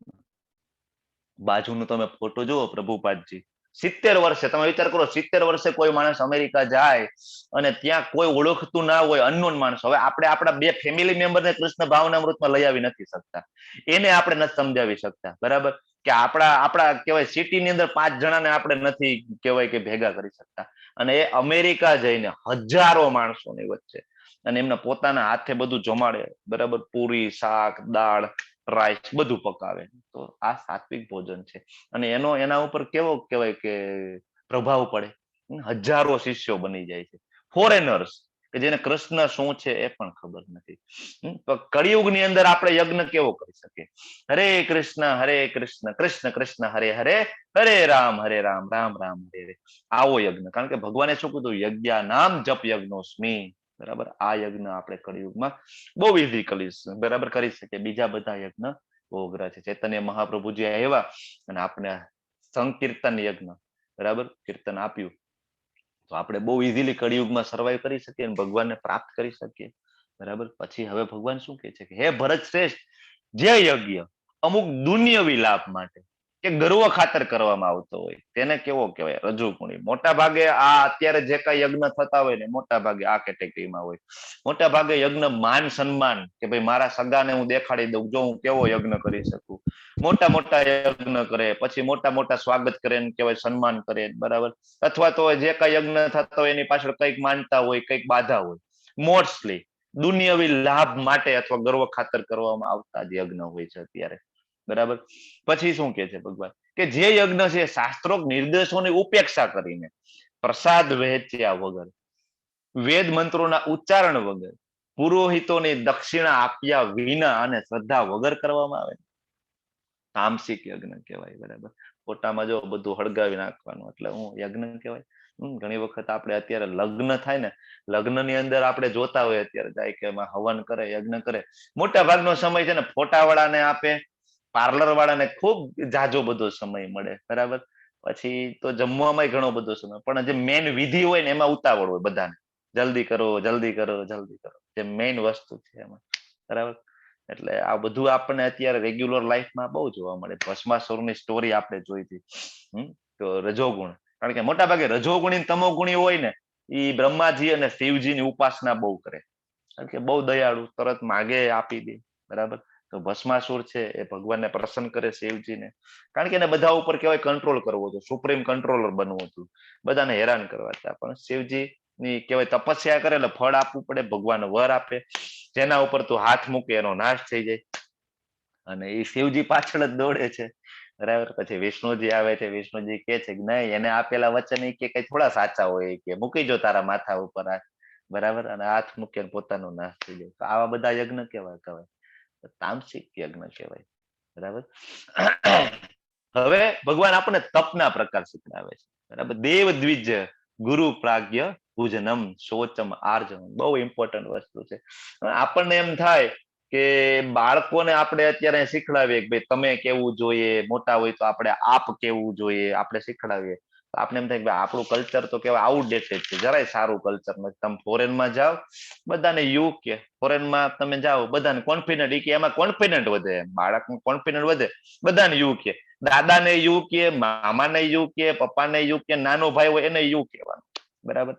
આપણું કલ્ચર તો શાસ્ત્રોમાંથી આવે, ભગવદ્ ગીતામાંથી આપણું શાસ્ત્ર આવે. શું કહે છે ભગવાન કે પરમેશ્વર, બ્રાહ્મણો, ગુરુ તથા માતા પિતા જેવા વડીલોની પૂજા કરવી જોઈએ. ભગવાન પોતે કહે છે બ્રાહ્મણોની પૂજા કરવી, પરમેશ્વરની પૂજા કરવી, ગુરુ માતા પિતા જેવા વડીલો એની પૂજા કરવી જોઈએ. અને બીજા શું ભગવાન ગુણ કહે છે? તો કે પવિત્રતા, સરળતા, બ્રહ્મચર્ય તથા અહિંસાનું પાલન કરવું એને શારીરિક તપ કહેવાય. તો આપેલું તપની અંદર શારીરિક તપ આપણને ભગવાન સમજાવે. બ્રહ્મચર્યમ અહિંસા ચ શારીરામ તપ ઉચ્યતે. મનુષ્ય જીવન છે ને એ તપ માટે છે. આપણને એમ થાય કે ભોગ માટે છે, એન્જોય માટે છે, નહીં. મનુષ્ય જીવન છે એ તપ માટે છે. નાના નાના આપણે તપ કરવા જોઈએ. બરાબર. આપણે ભગવાન પણ કે છે મનમના ભવ મદભક્તો મધ્યાજી મામ નમસ્કુરુ, નમસ્કાર કરવો આપણે સાયન્સ છે નમસ્કાર કરવાનું. બરાબર. આપણે નમસ્કાર ભગવાનને કરીએ તો આપણો જે મિથ્યા અહંકાર છે ને એ ધીમે ધીમે ધીમે ધીમે ઓછો થાય. કોણ કે ફરક ના પડે? પડે જ, કારણ કે ઘણા જન્મોની આપણા ઉપર છાપ છે, અહંકાર છે. તો આ શારીરિક તપ આપણે કરીશું તો ધીમે ધીમે આ મિથ્યા અહંકાર જે આપણી અંદર ભરેલો છે બહાર નીકળશું. બરાબર. અહિંસા, અહિંસાનો આપણે આગળ પણ અર્થ જોઈ લીધો. બરાબર. અત્યારે તેમ થાય કે ભાઈ એક બે જીવને મારી નાખીએ ક્યાં પૃથ્વી ઊંચી નીચી થઈ જાય? નહીં, આપણું તપ ઓછું થઈ જાય. ભગવાન કહે છે દેવી ગુણ નથી. બરાબર. હિંસા, બરાબર, આપણે એમ થાય કે હિંસા એક બે જણા મારી નાખું, નહીં, હિંસા છે દેવી ગુણ નથી. ભગવાન કહે છે અહિંસા. પવિત્રતા આપણે જોયું હતું, મનની પવિત્રતા, વાણીની, શરીરની પવિત્રતા, સરળતા પણ આપણે જોઈ ગયા આ બધા ગુણો. બ્રહ્મચર્ય ભગવાન કહે છે વ્યભિચારના માર્ગે ના જવું જોઈએ. બરાબર. આ બધા ગુણો છે. 3 પ્રકારના નમસ્કાર થાય. આપણે પેલા કોઈક માતાજીએ પ્રશ્ન પૂછ્યો, 3 પ્રકારના નમસ્કાર. જનરલી પુરુષો નમસ્કાર કરે, તમે રાઈટ સાઈડમાં ઉપર જો કે આમ લાકડીની જેમ કહેવાય ભગવાનની સામે પડી જાય, દંડવત કરે, આખું શરીર સ્ટ્રેટ. માતાજીઓ છે એ જો આ રીતના પંચાંગ નમસ્કાર કરે. માતાજીઓ બધા પંચાંગ, બરાબર. અને બાકી આપણે રોજ કરીએ છીએ શરણાગતિ, બરાબર, જે ચૈતન્ય મહાપ્રભુ છે તો શરણાગતિ આપણે છેલ્લે શું કરીએ છીએ, બરાબર, શરણાગતિ છે. તો આ થઈ ગયું શરીરનું તપ. હવે આવે છે વાણીનું તપ, બરાબર. તો અત્યારે તો કહેવાય કે આપણે પર્સનાલિટી ડેવલપમેન્ટના કોર્સ કરીએ બધું ત્યાં અલ્ટિમેટલી આ જ શીખડાવે છે. બધું લાવ્યા જ ક્યાંથી? બધું ભગવદ્ ગીતામાંથી. મોટા મોટા મોટિવેશનલ સ્પીકરો છે, બધું જ્ઞાન લાવે જ ક્યાંથી? બધું મોસ્ટલી ભગવદ્ ગીતામાંથી ને આપણા શાસ્ત્રોમાંથી લીધેલું હોય. આપણને શાસ્ત્રોમાં આપણને રસ નથી ને આપણને વિશ્વાસ નથી, એ બધા ઇનડાયરેક્ટલી આપણે આ જ પીરસે છે, બરાબર. હવે તમે ભગવદ્ ગીતા વાંચો, ભગવાને વર્ષો પહેલા કીધું છે કેવી રીતના બોલવું જોઈએ, શું ખાવું જોઈએ, કેવો યજ્ઞ કરવો જોઈએ, કેવો તપ કરવો જોઈએ. શું કે છે ભગવાન? કે બરાબર સત્ય બોલવું જોઈએ, પણ કેવું? પ્રિય લાગે એવું, હિતાવહ અને બીજાને ઉદ્વેગ ના પમાડનારા વચનો બોલવા, બરાબર. વૈદિક ગ્રંથોનો નિત્ય પાઠ કરતો રહેવો જોઈએ. સ્વાધ્યાયામ અભ્યસનમ ભગવાન કે છે. આપણે આની પહેલા સ્વાધ્યાય જોઈ ગયા, ખૂબ મહત્વ છે, બરાબર. હું તમને શું કામ કહું વારંવાર ભગવદ્ ગીતા વાંચો, શ્રવણ કરો, મનન કરો, બહુ જરૂરી છે. તમે લેવલ 2 માં આવો, સાધના ચાર્ટ ભરીએ, એમાં કેટલું વાંચે એમાં લખવાનું હોય, બરાબર. તો ઘણી વાર મારે પોતાને રીડિંગ ના થયું હોય તો તરત દિશા માતાજીનો ફોન આવે કે પ્રભુજી કેમ આ અઠવાડિયામાં રીડિંગ નથી થયું, કેમ ભગવદ્ ગીતા નથી વાંચી? ભગવાનના ભક્તો તરત આપણને ફોન કરે, કારણ કે એ વાણીનું તપ છે.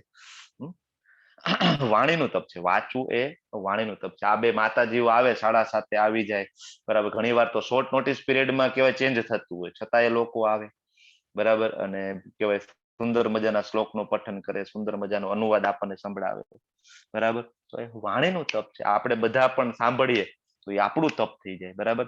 તો એટલીસ્ટ હું તમને બધાને રિક્વેસ્ટ કરું કે એટલીસ્ટ તમને અનુવાદ વાંચતા, ગુજરાતી વાંચતા તો આવડે જ ને, બધા આગળ આવો, બરાબર. પછી શું કહે છે ભગવાન? વાંગમય નિત્ય પાઠ કરવો જોઈએ. નિત્ય એટલે નિત્ય રોજ વાંચવાથી તમે ધારો કે 1 કલાક વાંચો તો તમારું 1 કલાક વાણીનું તપ થઈ ગયું. ભગવદ્ ગીતા વાંચો તમે ભગવાન સાથે કનેક્ટ થઈ શકો, બરાબર. હવે ભગવાન આપણને કહે છે કે ભાઈ મનનું તપ કેવું હોય છે, બરાબર. મન પ્રસાદ સૌમ્યત્વમ મૌનમ આત્મ વિનિગ્રહ ભાવ સંશુદ્ધિ રીત્ય એ તપો માનસ મુચ્યતે. કે આ તપ છે એને કહેવાય માનસ તપ. કે સંતોષ, સરળતા, આ બધા આપણે કહેવાય આગળ જોઈ ગયા છે. સંતોષ, સરળતા, ગાંભીર્ય, આત્મસંયમ તથા જીવનની શુદ્ધિ, આ સર્વે એ મનના તપ છે. બહુ ઇમ્પોર્ટન્ટ વસ્તુ છે, બરાબર. આ બધા ગુણો વિશે આપણે આગળ ડિસ્કસ કરી છે. પછી શ્રદ્ધાયા પરયા તપ્તમ તપસ ત્રિવિધમ નરે અફલાંકાક્ષાભીર યુક્તે સાત્વિકમ પરિચક્ષ. હવે ભગવાન કહે છે કે ભાઈ એમાંથી સાત્વિક કયું, રાજસિક કયું, તામસિક કયું? તો કે દુનિયાવી લાભની ઈચ્છા, બરાબર. આપણે મોસ્ટલી કોઈ પણ તપ કરીએ એમાં આપણે દુનિયાવી કંઈકનો કંઈક લાભ છે, મટીરિયલિસ્ટિક ફાયદો આપણે એમાં હંમેશા વિચારતા હોય. પણ હંમેશા કોઈ પણ તપ કરીએ તો ભગવાનને એમ કહેવાનું કે ભગવાન મને તારી ભક્તિ આપ, બીજું કંઈ જોઈતું નથી, બરાબર. એટલે દુનિયાવી લાભની ઈચ્છા ન કરનારા, કેવળ પરમેશ્વરમાં જ પરોવેલા મનુષ્યો દ્વારા દિવ્ય શ્રદ્ધાપૂર્વક કરેલા એ 3 પ્રકારના જે આપણે તપ જોયા એ સાત્વિક તપ છે, બરાબર. પછી ભગવાન કહે છે માનસિક તપ કેવું છે, બરાબર, એ અહીંયા આવશે. અને આગળ આપણે જોઈએ માનસિક તપ એટલે અહીંયા કેવું છે તો કે દંભ, બરાબર. સત્કારમ તપો દંભેના ચેવ યત ક્રિયતે. કે દંભ પૂર્વક કરેલું હોય, સત્કારની બહુ ઈચ્છાથી કરેલું હોય, સન્માનની ઈચ્છાથી કરેલું હોય, પૂજા પામવા માટે કરેલા જે તપ છે એને રાજસી તપ કહેવાય. અત્યારે ઘણા બધા બાબાઓ તમે જુઓ, બરાબર, કે ધૂણી દખાવીને બેસી જાય, બરાબર. અલ્ટિમેટલી શું હોય? મને તમે ભગવાન તરીકે સ્વીકારો, હું કહું એમ કરો, કોઈ શાસ્ત્ર નહીં, હું કહું એમ કરો, બરાબર. પોતાના પગ ધોવડાવે, અલ્ટિમેટલી ધન એકઠું કરે. તો આ બધા કેવા તપ છે? રાજસી તપ છે. પછી શું છે તો કે મૂર્ખામીને વશ થઈ બરાબર, આત્મ ઉત્પીડન માટે અથવા બીજાઓનો વિનાશ કરવા કે હાનિ પહોંચાડવા માટે જે તપ કરવામાં આવે છે એને શું કહેવાય? તમોગુણી તપ કહેવાય. કે બીજાનો વિનાશ કરવા માટે તપ કરતા હોય. આવા ઘણા બધા તપ આપણે જોયા ને, હિરણ્યકશિપુ, રાવણ, ભસ્માસુર, આ બધા તપ કરે. અલ્ટિમેટલી ગોલ શું હોય? કંટ્રોલ કરવો, બીજાનો નાશ કરવો, નાના માણસોને દબાવવાનું, એના માટે જેનો ગોલ હોય છે. હવે ભગવાન છે ને એ આપણને દાન વિશે સમજાવે છે કે દાન એટલે શું, બરાબર. કેવું દાન સાત્વિક કે બધું કહે છે કે જે દાન કર્તવ્ય સમજીને કોઈ બદલાની આશા વગર, બરાબર, બદલાની આશા વગર કરવામાં આવે, યોગ્ય સ્થાને, યોગ્ય સમયે અને યોગ્ય સુપાત્ર વ્યક્તિને જો અપાય તો ભગવાન કહે છે એને સાત્વિક દાન કહેવાય. હવે આપણે બધા દાન કરતા હોય, નાના મોટા દાન જનરલી આપણા બધામાં ટેન્ડન્સી છે કરતા હોય, પણ આપણા મહેનતના પૈસા આપણે ગમે તેને આપતા હોઈએ છીએ, એની પાછળ આપણે જાણતા જ નથી. તમે જો બાજુમાં ફોટો છે, બલિરાજા છે, એને ગુરુ ના પાડે છે કે નહીં તું દાન કરતો નહીં, બધું લઈ લેશે. પણ બલિરાજાને ખબર હતી કે નહીં, યોગ્ય સમયે છે ને યોગ્ય વ્યક્તિ છે, સામે કહેવાય સામે છે એ સ્વયં નારાયણ છે. બરાબર, વામન અવતારમાં ભગવાન હતા સ્વયં નારાયણ. સમજાવે છે ગુરુજી, તો ગુરુની અવજ્ઞા કરે છે નહીં. બરાબર, એટલે આવા કન્ડિશનમાં ગુરુની અવજ્ઞા પણ કરે. જો કે નહીં કે ભાઈ મારા દાદા તો પ્રહલાદજી છે, બલિરાજાના દાદા પ્રહલાદજી, નહીં કે હું પાછો પડવું કે દાન કરવા, ભગવાન માગે હું આપી જ દઉં.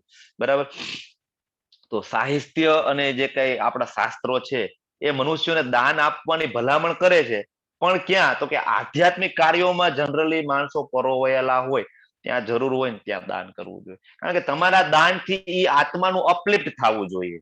બરાબર, નહીં કે તમે કહેવાય જનરલી દાન કરી દો, બરાબર, તો એનાથી કેવું થાય કે એ કઈ નશો કરે, બરાબર, બીજી કોઈ વસ્તુ કરે તો એ તમે એનું ફળ તમારે ભોગવવું પડે. બરાબર, બાકી મટીરિયલિસ્ટિક ઈચ્છાઓ હોય, બરાબર, તમને એમ થાય કે હું કોઈને ખોરાક પૂરો પાડી દઉં, આપણે કેટલો સમય ખોરાકનું દાન કેટલો સમય ચાલે? તમને એમ થાય કે હું કોઈને કપડા આપું, કેટલો સમય ચાલે? પૈસા આપણે આપીએ, બરાબર, કહેવાય સમ શોર્ટ ઓફ ટાઈમ, અમુક ટાઈમ માટે પૈસા, બરાબર, કેટલો સમય પોસિબલ બને? બરાબર, તો દાન આપણે કરીએ, શેનું દાન કરીએ? ભગવદ્ ગીતાનું આપણે દાન કરવું જોઈએ, ભાગવતમનું દાન કરવું જોઈએ. કારણ કે આ દાન મહામંત્ર કોઈકને જપ કરતા આપણે શીખડાવીએ, કોઈકને આપણે આ ક્લાસમાં જોઈન કરાવીએ, અને ભગવાનનું જ્ઞાન આપણે એની સાથે શેર કરીએ, તો આ જ્ઞાન કેવું છે, જન્મ જન્માંતરો સુધી એની સાથે રહીએ. બાકી બધું છે તો અહીંયા જ રહી જવાનું. જન્મ જન્માંતરો સુધી સાથે રહીએ એવો શાશ્વત ફાયદો છે આ જ્ઞાનમાં. આપણે આવું જ્ઞાન આપવું જોઈએ. આપણે બધા ગુજરાતી છીએ, મોસ્ટલી આપણે ફાયદો ગોતતા હોય, તો આપણે શાશ્વત ફાયદો શું કામ ના ગોતીએ આપણા દાનનો? બરાબર, વોલેન્ટિયર સેવા, અહીં અમારા પાર્થ પ્રભુ અત્યારે આવી ગયા છે. બરાબર, તો વોલેન્ટિયર સેવા આ બધા આપે છે, શું કરે છે? દાન કરે છે. કેવું દાન કરે? શાશ્વત દાન કરે છે. તો પાર્થ પ્રભુ અત્યારે આઈ થિંક આવી ગયા છે. એમને આપણી થોડીક વોલેન્ટિયર સેવાઓ કઈ રીતના ચાલે છે આપણે એના વિશે થોડું એનું કેનવાસિંગ એમના મુખેથી આપણે સાંભળીએ તો તમને બધાને ખ્યાલ આવે. તમને બધાને એમ થાય કે હું જ બોલું છું અને હું જ નહીં, આ મારી પાછળ ઘણા બધા વોલેન્ટિયર સેવાઓ છે, ઘણા બધા કહેવાય કે બેકગ્રાઉન્ડમાં વર્કર્સ, બધા કામ કરનારા ભગવાનના ભક્તો છે. બરાબર, કે જેનાથી આટલું સ્મૂધલી આ કામ થાય છે. શક્ય નથી કોઈ એક માણસથી થાય, અને બધું નિસ્વાર્થ ભાવે થાય છે. બધું નિસ્વાર્થ ભાવે થાય છે. બધા ડોક્ટરો છે, એન્જિનિયરો છે, મોટા મોટા અધિકારીઓ છે, પોતાનો મહામૂલો સમય આપીને ભગવાનના બરાબર સેવામાં લાગેલા છે અને બીજી બધી આત્માઓને અપલિફ્ટ કરવા માટે લાગેલા છે. તો કઈ રીતના આ બધી સેવાઓ થાય છે પાર્થ પ્રભુ આપણને કહેશે. હરે કૃષ્ણ પાર્થ પ્રભુ. હરે કૃષ્ણ પ્રભુજી. હરે કૃષ્ણ, ઓવર ટુ યુ. હા, યસ, થેન્ક યુ પ્રભુ. મંદિર પ્રભુ સ્લાઇડ ક્લોઝ કરશો ને જરા તો. હરે કૃષ્ણ બધાને. ફરી પાછો તમારો ટાઈમ લેવા માટે આવી ગયો છું 10 મિનિટ. બરાબર, ઓલરેડી આપણે એકચ્યુઅલી આજે જે ડિસ્કસ કરીને આમ તો 18મા દિવસે કરતા હોઈએ છીએ, પણ 18મો અધ્યાય આપણો ખૂબ લાંબો છે, એટલે આવતીકાલે એવો સમય નહીં રહે, જિગ્નેશ પ્રભુને પણ મારે પણ નહીં રહે, તો આપણે આજે થોડો ટાઈમ છે તો એ ચર્ચા કરી લઈએ. ઘણા બધા લોકો પ્રશ્ન પૂછતા હોય છે કે વોટ નેક્સ્ટ, એમ બરાબર, બેચ જેમ પૂરી થવા આવે કે હવે આનો તો ધ એન્ડ થઈ ગયો, બરાબર ને? આપણે 18 દિવસમાં 18 અધ્યાય શીખો હોય એમાં આપણે રજીસ્ટ્રેશન કરાવ્યું હતું, તો 18 દિવસ તો થઈ ગયા અને અમે શીખી પણ લીધું.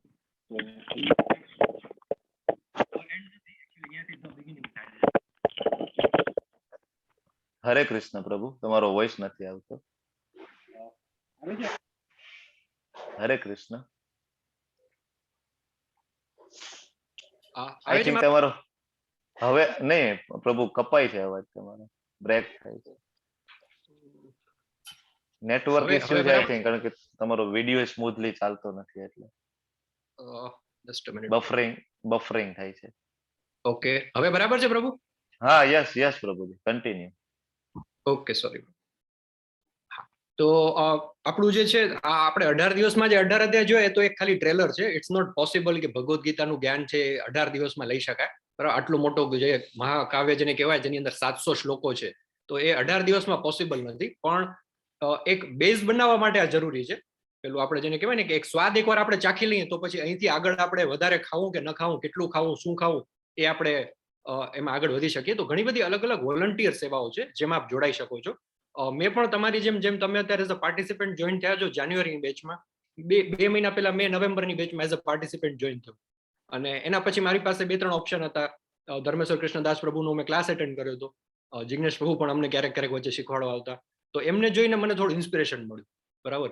IIT કાનપુરમાંથી જેમણે બીટેક કર્યું છે એવા નામાનિષ્ઠા દાસ પ્રભુએ આખો આ કોર્સ ડિઝાઇન કર્યો.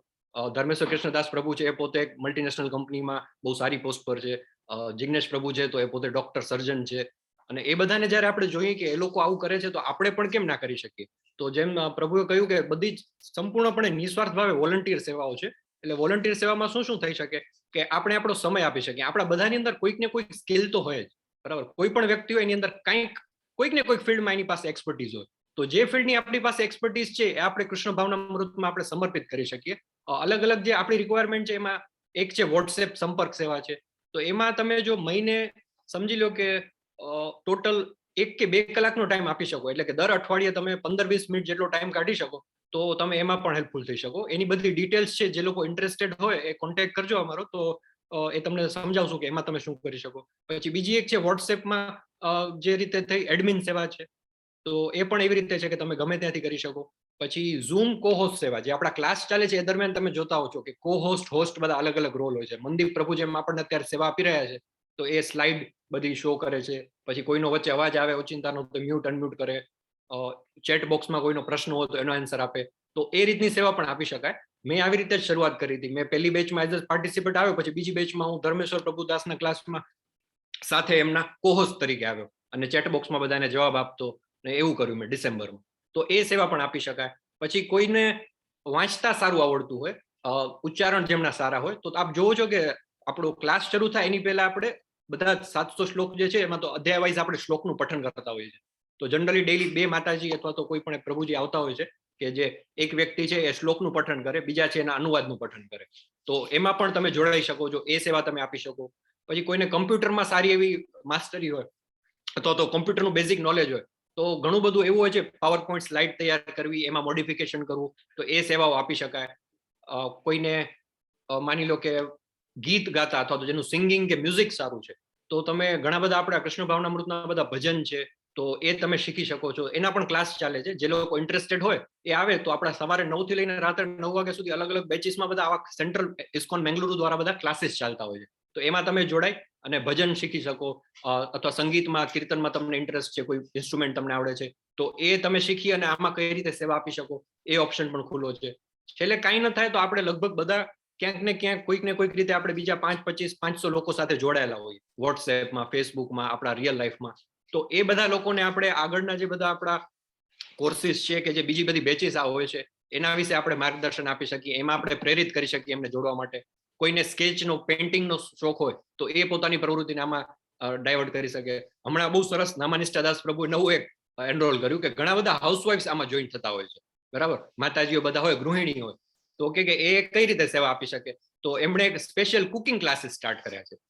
અઠવાડિયે એક વખત જે લોકોને સારી રસોઈ બનાવતા આવડતી હોય તો એ એકાદશીના અને વ્રતના એવી કઈ સારી રેસીપી છે એ બધાને શીખવાડી શકે. બરાબર. એટલે આ એવી પ્રવૃત્તિ છે કે જેમાં કોઈ પણ વસ્તુ એવી નથી કે જે આપણે ક્યાંક ને ક્યાંક કૃષ્ણ ભગવાન સાથે કનેક્ટેડ નથી. તો આપણી જે અનુકૂળતા હોય એ પ્રમાણે આપણે કોઈ પણ આપણી જે સ્કિલ છે એ કૃષ્ણ ભાવનામૃતમાં અર્પણ કરી શકીએ. અને આ બધું ટોટલી નિસ્વાર્થ હોય છે, વોલન્ટિયરિંગ સેવા છે, આમાં કોઈ કમ્પલ્શન નથી હોતું. તમે તમારા ટાઈમ ઝોન પ્રમાણે, સમય પ્રમાણે જેટલો સમય આપી શકો એટલો સમય આપી શકો છો. આગળ આવતીકાલે પ્રભુજી આપને 18મા અધ્યાયમાં કહેશે, 68મા અને 69મા શ્લોકમાં કે ભગવાનને સૌથી પ્રિય કોણ છે, તો એમાં ચોખ્ખે ચોખ્ખું ભગવાન શ્રી કૃષ્ણ જેને કહેવાય ને 1 ને 1 2 જેવું ચોખ્ખે ચોખ્ખું કહે છે કે જે મારું જ્ઞાન જે છે આ ભગવદ્ ગીતાનું દિવ્ય જ્ઞાન એ કોઈ બીજાને પાસ ઓન કરે છે, એ બીજા કોઈ લોકો સુધી ફેલાવે છે અથવા એમને મદદરૂપ થાય છે, એ મને સૌથી વધારે પ્રિય છે અને એનાથી વધારે પ્રિય મને કોઈ એટલે કોઈ જ નથી. બરાબર. તો આપણે જે કોઈ પણ આપણી પાસે એક્સપર્ટીઝ છે, સ્કિલ છે, કોઈ પાસે ફાઇનાન્શિયલી સારું બેકગ્રાઉન્ડ હોય તો એ એવી રીતે કંઈક કન્ટ્રીબ્યુટ કરી શકે, ડોનેશન આપી શકે. અથવા તો ડોનેશન નહીં તો ઘણા લોકો ભગવદ્ ગીતા જે પુસ્તક છે આપણું, બરાબર, Bhagavad Gita as it is, અહીંયા આપણા એક વડીલ સાથે બેઠા છે, એમનું નામ નહીં લઉં નહીં તો એમને એમ લાગશે કે મારા વખાણ કરે છે. મેં ખાલી એમની પાસેથી એડ્રેસ પૂછ્યું કે પ્રભુ રાજકોટમાં ઇસ્કોન મંદિરનું પેલું મને જરાક એડ્રેસ આપો ને, મારે ત્યાં કિડ્સ બેચના બાળકો છે ને એમને પુસ્તક લેવા છે. તો એમને તરત જ કીધું કે મારી પાસે 5 ભગવદ્ ગીતા એક્સ્ટ્રા છે જે મારે કોઈકને ગિફ્ટ આપવી છે. જો તમારી કિડ્સ બેચના કોઈ છોકરાઓ હોય, તમને લાગતા હોય કે એમને લેવી છે તો એમને કહેજો પરચેઝ ન કર, હું મારા તરફથી ગિફ્ટ આપીશ. બરાબર. તો એ ભગવદ્ ગીતાને બુકની કોઈ કિંમત નથી. બરાબર. એ 150-200 રૂપિયામાં કોઈ પણ લઈ શકે. પણ ટૂંકમાં આપણે જ્યાં પણ છીએ, જ્યાંથી આપણે જે કોઈ પણ રીતે કન્ટ્રીબ્યુટ કરી શકીએ એ રીતે આપણે કન્ટ્રીબ્યુટ કરી શકીએ આમાં. તો મારો નંબર છે, હું તમને ચેટ બોક્સમાં આપી દઈશ, તો તમે મારો સંપર્ક કરજો. ખાસ જરૂરી એટલા માટે છે કે 18 દિવસમાં 18 અધ્યાય શીખી લેવાથી જે આપણે જેટલું આપણી અંદર જ્ઞાન આવશે ને એનાથી વધારે જ્ઞાન ત્યારે આવશે જ્યારે આપણે એઝ અ વોલન્ટિયર આવશું. કેમ કે આમાં શું થતું, પહેલામાં એઝ અ પાર્ટિસિપેટ તરીકે જોઈન કર્યું ને ત્યારે કેવું થતું કે 18 દિવસ હું આવ્યો નથી, વચ્ચે 2-3 દિવસ હું ગાપચી મારી જતો, બરાબર. કંઈક બીજું કંઈ કામ હોય તો ભાઈ ચાલો દો ને, રેકોર્ડિંગ તો આવશે ને, રેકોર્ડિંગ જોઈ લેશું, બરાબર. કાં ક્લાસ ચાલુ હોય ને વચ્ચે જમવા માટે બોલાવે તો વિડીયો બંધ કરીને જઈને જમતા જાય. એટલે જમવાનું ચાલુ હોય, ક્લાસે ચાલુ હોય, પછી ઘરે કોઈક આવીને બેઠું હોય તો ઇયરફોન કાનમાં નાખીને એમને એટલે બે આવી રીતે ચાલ્યા કરે. પણ બીજી બેચમાં જેવો એઝ અ વોલન્ટિયર આવ્યો ને એટલે હું 1 મિનિટે હલી ન શકું, બરાબર. કેમ કે ફટ અચાનક ક્યાંકથી કોઈક અનમ્યુટ થઈને અવાજ કરવા માંડે એટલે સીધા પ્રભુ બોલે, યસ પાર્થ પ્રભુ જરાક જો દો. એટલે એ 18 દિવસ હું પેલા 18 દિવસમાં એઝ અ પાર્ટિસિપેટ જેટલું શીખ્યો ને એના કરતા 10 ગણું વધારે મેં એઝ અ એડમિન શીખી લીધું. કેમ કે એ 18 દિવસ હું 1 મિનિટ પણ ક્યાં ખસી નતો શકતો. પૂરેપૂરા ફોકસ સાથે 1 દિવસની મેં ગાપચી ના મારી, પૂરેપૂરું મારું અહીંયા ફોકસ. અને એમાંથી પછી નેક્સ્ટ મને સીધા ધર્મેશ્વર કૃષ્ણદાસ પ્રભુ ખેંચી અને સીધા કે હવે તમારે એઝ અ ટીચર કિડ્સ બેચમાં જવાનું છે, બરાબર. તો એ આખી મારી જે યાત્રા છે એકદમ સ્મૂથ બની ગઈ just because I joined as a volunteer. તો આવી રીતે તમે પણ જોડાઈ શકો છો. મારો નંબર છે, તમે એમાં કોન્ટેક્ટ કરી શકો છો. અને બાકી ખાસ તો આપણે બધા જે છે અહીંયાથી આ પૂરો કર્યા પછી તમારી પાસે 3 ઓપ્શન છે. મારી પાસે પણ 3 ઓપ્શન હતા કે એક તો હવે શું કરી શકીએ તો કે ભાઈ લેવલ 1 આપણે ફરીથી રિપીટ કરીએ, બરાબર.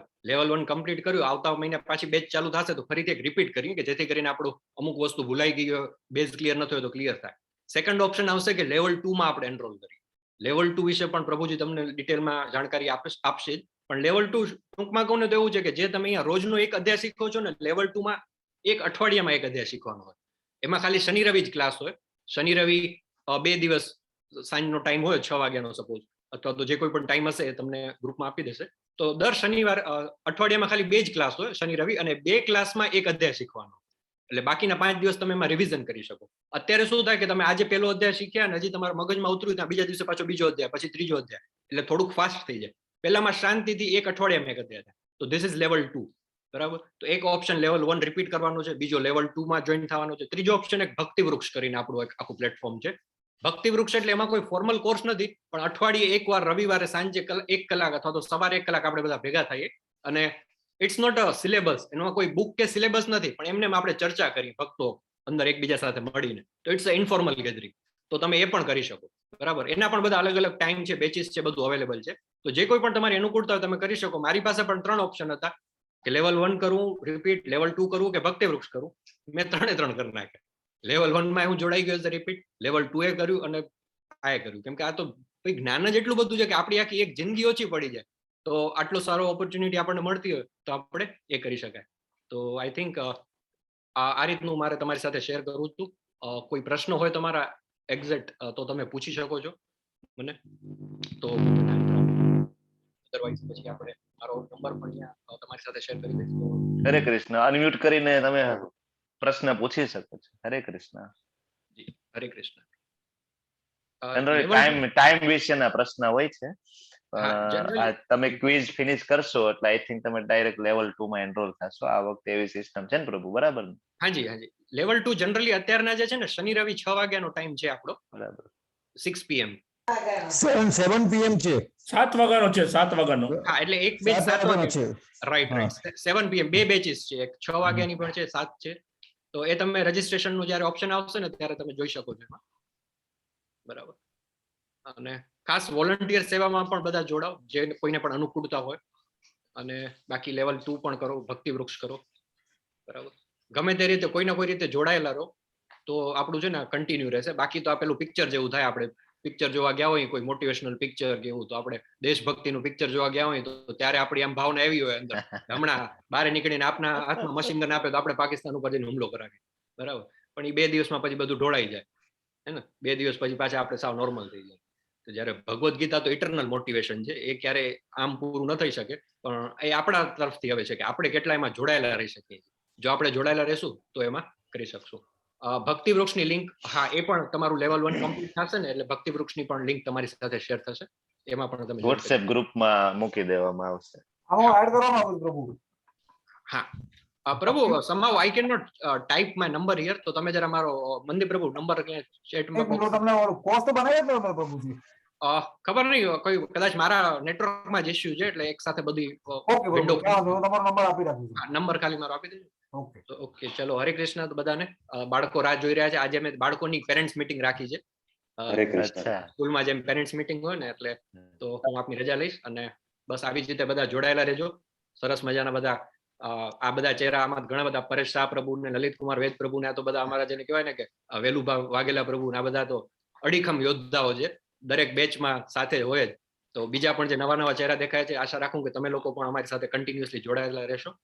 હરે કૃષ્ણ બધાને. ખૂબ ખૂબ આભાર. હરે કૃષ્ણ પ્રભુ. હરે કૃષ્ણ. કૃષ્ણ ખૂબ પ્રભુ. સુંદર હરે સેવા કૃષ્ણ. આપો છો પાર્થ પ્રભુ. આવીને આવી સેવા તમે આગળ કન્ટિન્યુ રાખો. ભગવાન કૃષ્ણ તમને શક્તિ આપે એવી પ્રાર્થના કરી અમે બધા સાથે મળીને. ખૂબ સુંદર. હરે Krishna. All glories to Srila Prabhupada.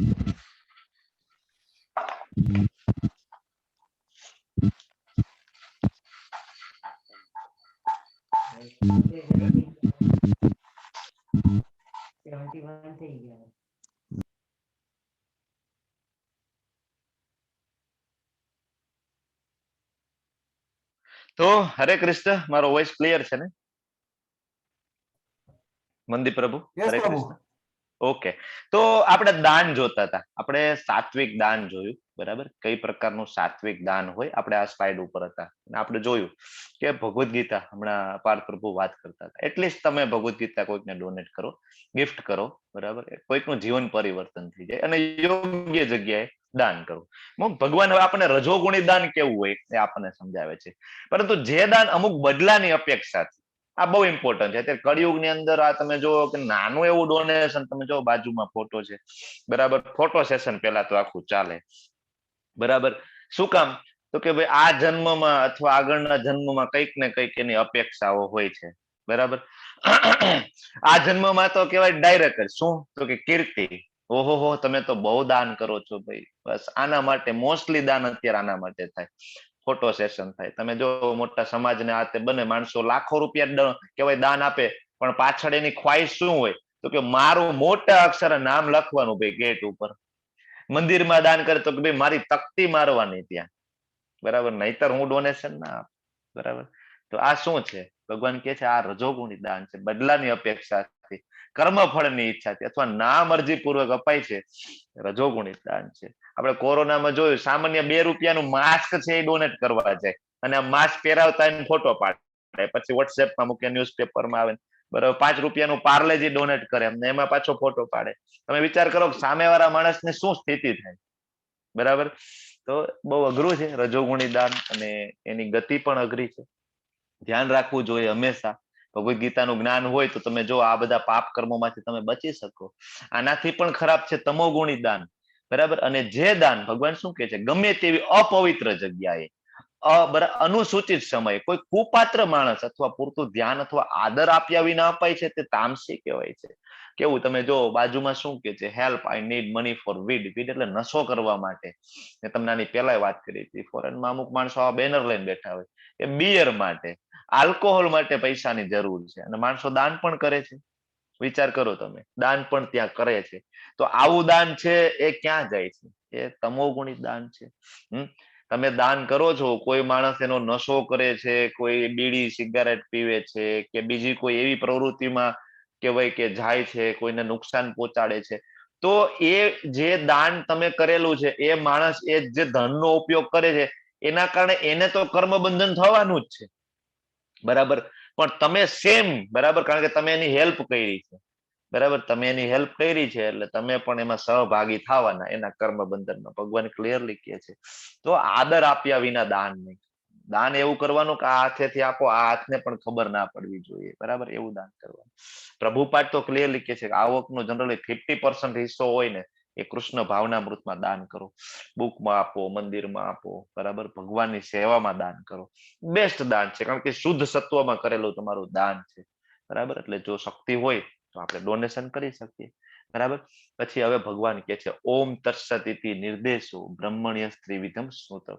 ઓમ તત્સત, કે જ્યારે આ સૃષ્ટિનું સર્જન થયું ત્યારે ઓમ કહેવાય કે એને જે ઓમ તત્સત ત્રણેય શબ્દો પરમ સત્યનો નિર્દેશ કરવા માટે પ્રયુક્ત કરાતા હતા. આ 3 પ્રતિકાત્મક અભિવ્યક્તિઓ બ્રાહ્મણો દ્વારા વૈદિક મંત્રોનું ઉચ્ચારણ કરતી વખતે તથા બ્રહ્મને સંતુષ્ટ કરવા માટે યજ્ઞો કરતી વખતે પ્રયોજવામાં આવતા હતા. તો આપણે જોયું કે યજ્ઞ, તપ, દાન આ બધાના 3 પ્રકાર છે. એમાં ઉત્તમ છે, મધ્યમ છે કે વૈકનિષ્ઠ છે. તો પણ આની અંદર મર્યાદિત તથા ભૌતિક ગુણોથી આ દૂષિત હોય છે. પરંતુ જ્યારે બ્રહ્મ અર્થાત ઓમ તત્સત અર્થાત એટલે કે ઓમ તત્સત એટલે શું હતું કે ઓમ એટલે સર્વવ્યાપક, તત એટલે પરમાત્મા ભગવાન શ્રી કૃષ્ણ અને સત એટલે સત્ય. તો પરમાત્માના કહેવાય કે પ્રિય પ્રસન્નતા માટે જો આ બધું કરવામાં આવે, પૂર્ણ પુરુષોત્તમ કૃષ્ણ બરાબર એમને લક્ષ્યમાં રાખીને યજ્ઞ, તપ, દાન બધું જો કરવામાં આવે તો તમારું આધ્યાત્મિક ઉન્નતિનું સાધન બની રહે છે. નહીતર અધોગતિ પણ થાય. તમને એમ થાય કે મેં દાન કર્યું, હું મોટો દાનવીર છું, પણ તમારું દાન કઈ જગ્યાએ ગયું, એ દાનનો ઉપયોગ શું થયો? બહુ મહત્વની વસ્તુ. તમે દાન કરેલું છે એનાથી કોઈ આત્માને કહેવાય કે સ્પિરિચ્યુઆલિટી અપલિફ્ટ થઈ, બરાબર ભગવાનની નજીક ગઈ આત્મા તમારા દાનના કારણે? બહુ જરૂરી છે આ વસ્તુ જાણવી આપણે. તો યોગ્ય જગ્યાએ દાન થવું બહુ જરૂરી છે. આદિકાળમાં જયારે બ્રહ્માજી તપ કરતા હતા તો સૌ પ્રથમ આ મંત્રનો એનો ઉપયોગ કર્યો, ઓમ તત્સત.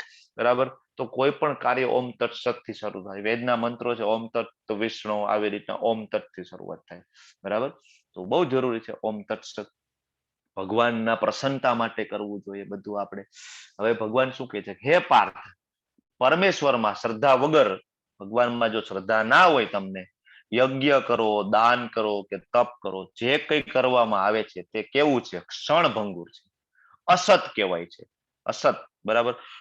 અસત એટલે કે આ જન્મમાં પણ વ્યર્થ છે, તેમજ આગામી જન્મમાં પણ વ્યર્થ છે. ક્લિયરલી કે છે આધ્યાત્મિક ઉદ્દેશ્ય વગર કરેલું કોઈ પણ કાર્ય હોય ને, પછી યજ્ઞ હોય કે દાન હોય કે તપ હોય, ભગવાનમાં શ્રદ્ધા વગર અથવા તો ભગવાનના ભક્તોની કહેવાય કે કોઈ પણ માણસની આધ્યાત્મિક ઉન્નતિ થતી ન હોય એવી જગ્યાએ તમે આ વસ્તુ કરો તો એ તમારું વ્યર્થ છે. આ સિદ્ધાંતને તમે અનુસરો નહીં તો કોઈ દિવસ સફળતા મળતી નથી.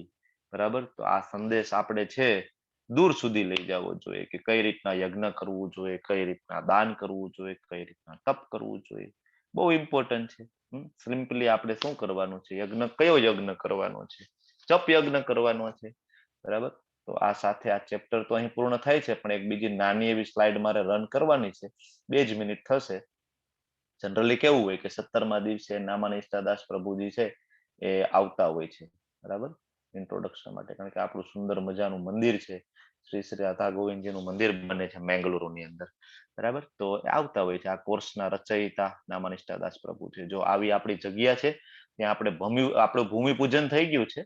આટલી જગ્યા છે, તમે સ્લાઇડમાં જોઈ શકશો. બરાબર, અને આપણે હવે ત્યાં મંદિર બનાવવાની શરૂઆત આપણે ધીમે ધીમે કરીએ છીએ. શ્રી શ્રી રાધા ગોવિંદજી કી જય. એના ચરણોમાં આપણે નમન કરીએ. તો નાની નાની ઘણી બધી સેવાઓ છે. આની પહેલા કીધું ઘણા માતાજીનો પ્રશ્ન હતો. બરાબર, તો એમાં કેવું, 1 ઈંટની સેવા છે 1500 રૂપિયા, 2 ઈંટની સેવા, 3 ઈંટની સેવા છે. બરાબર, આવી નાની નાની સેવા શક્તિ હોય તો કરી શકાય.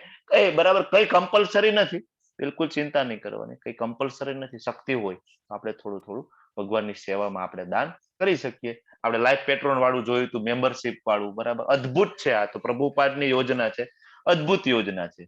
બરાબર, આ આપણે કરી શકીએ. બરાબર, આની મેમ્બરશિપ વિશે આપણે બધી વાત થઈ ગઈ હતી, હું ફરીથી ડિટેલમાં નથી કહેતો.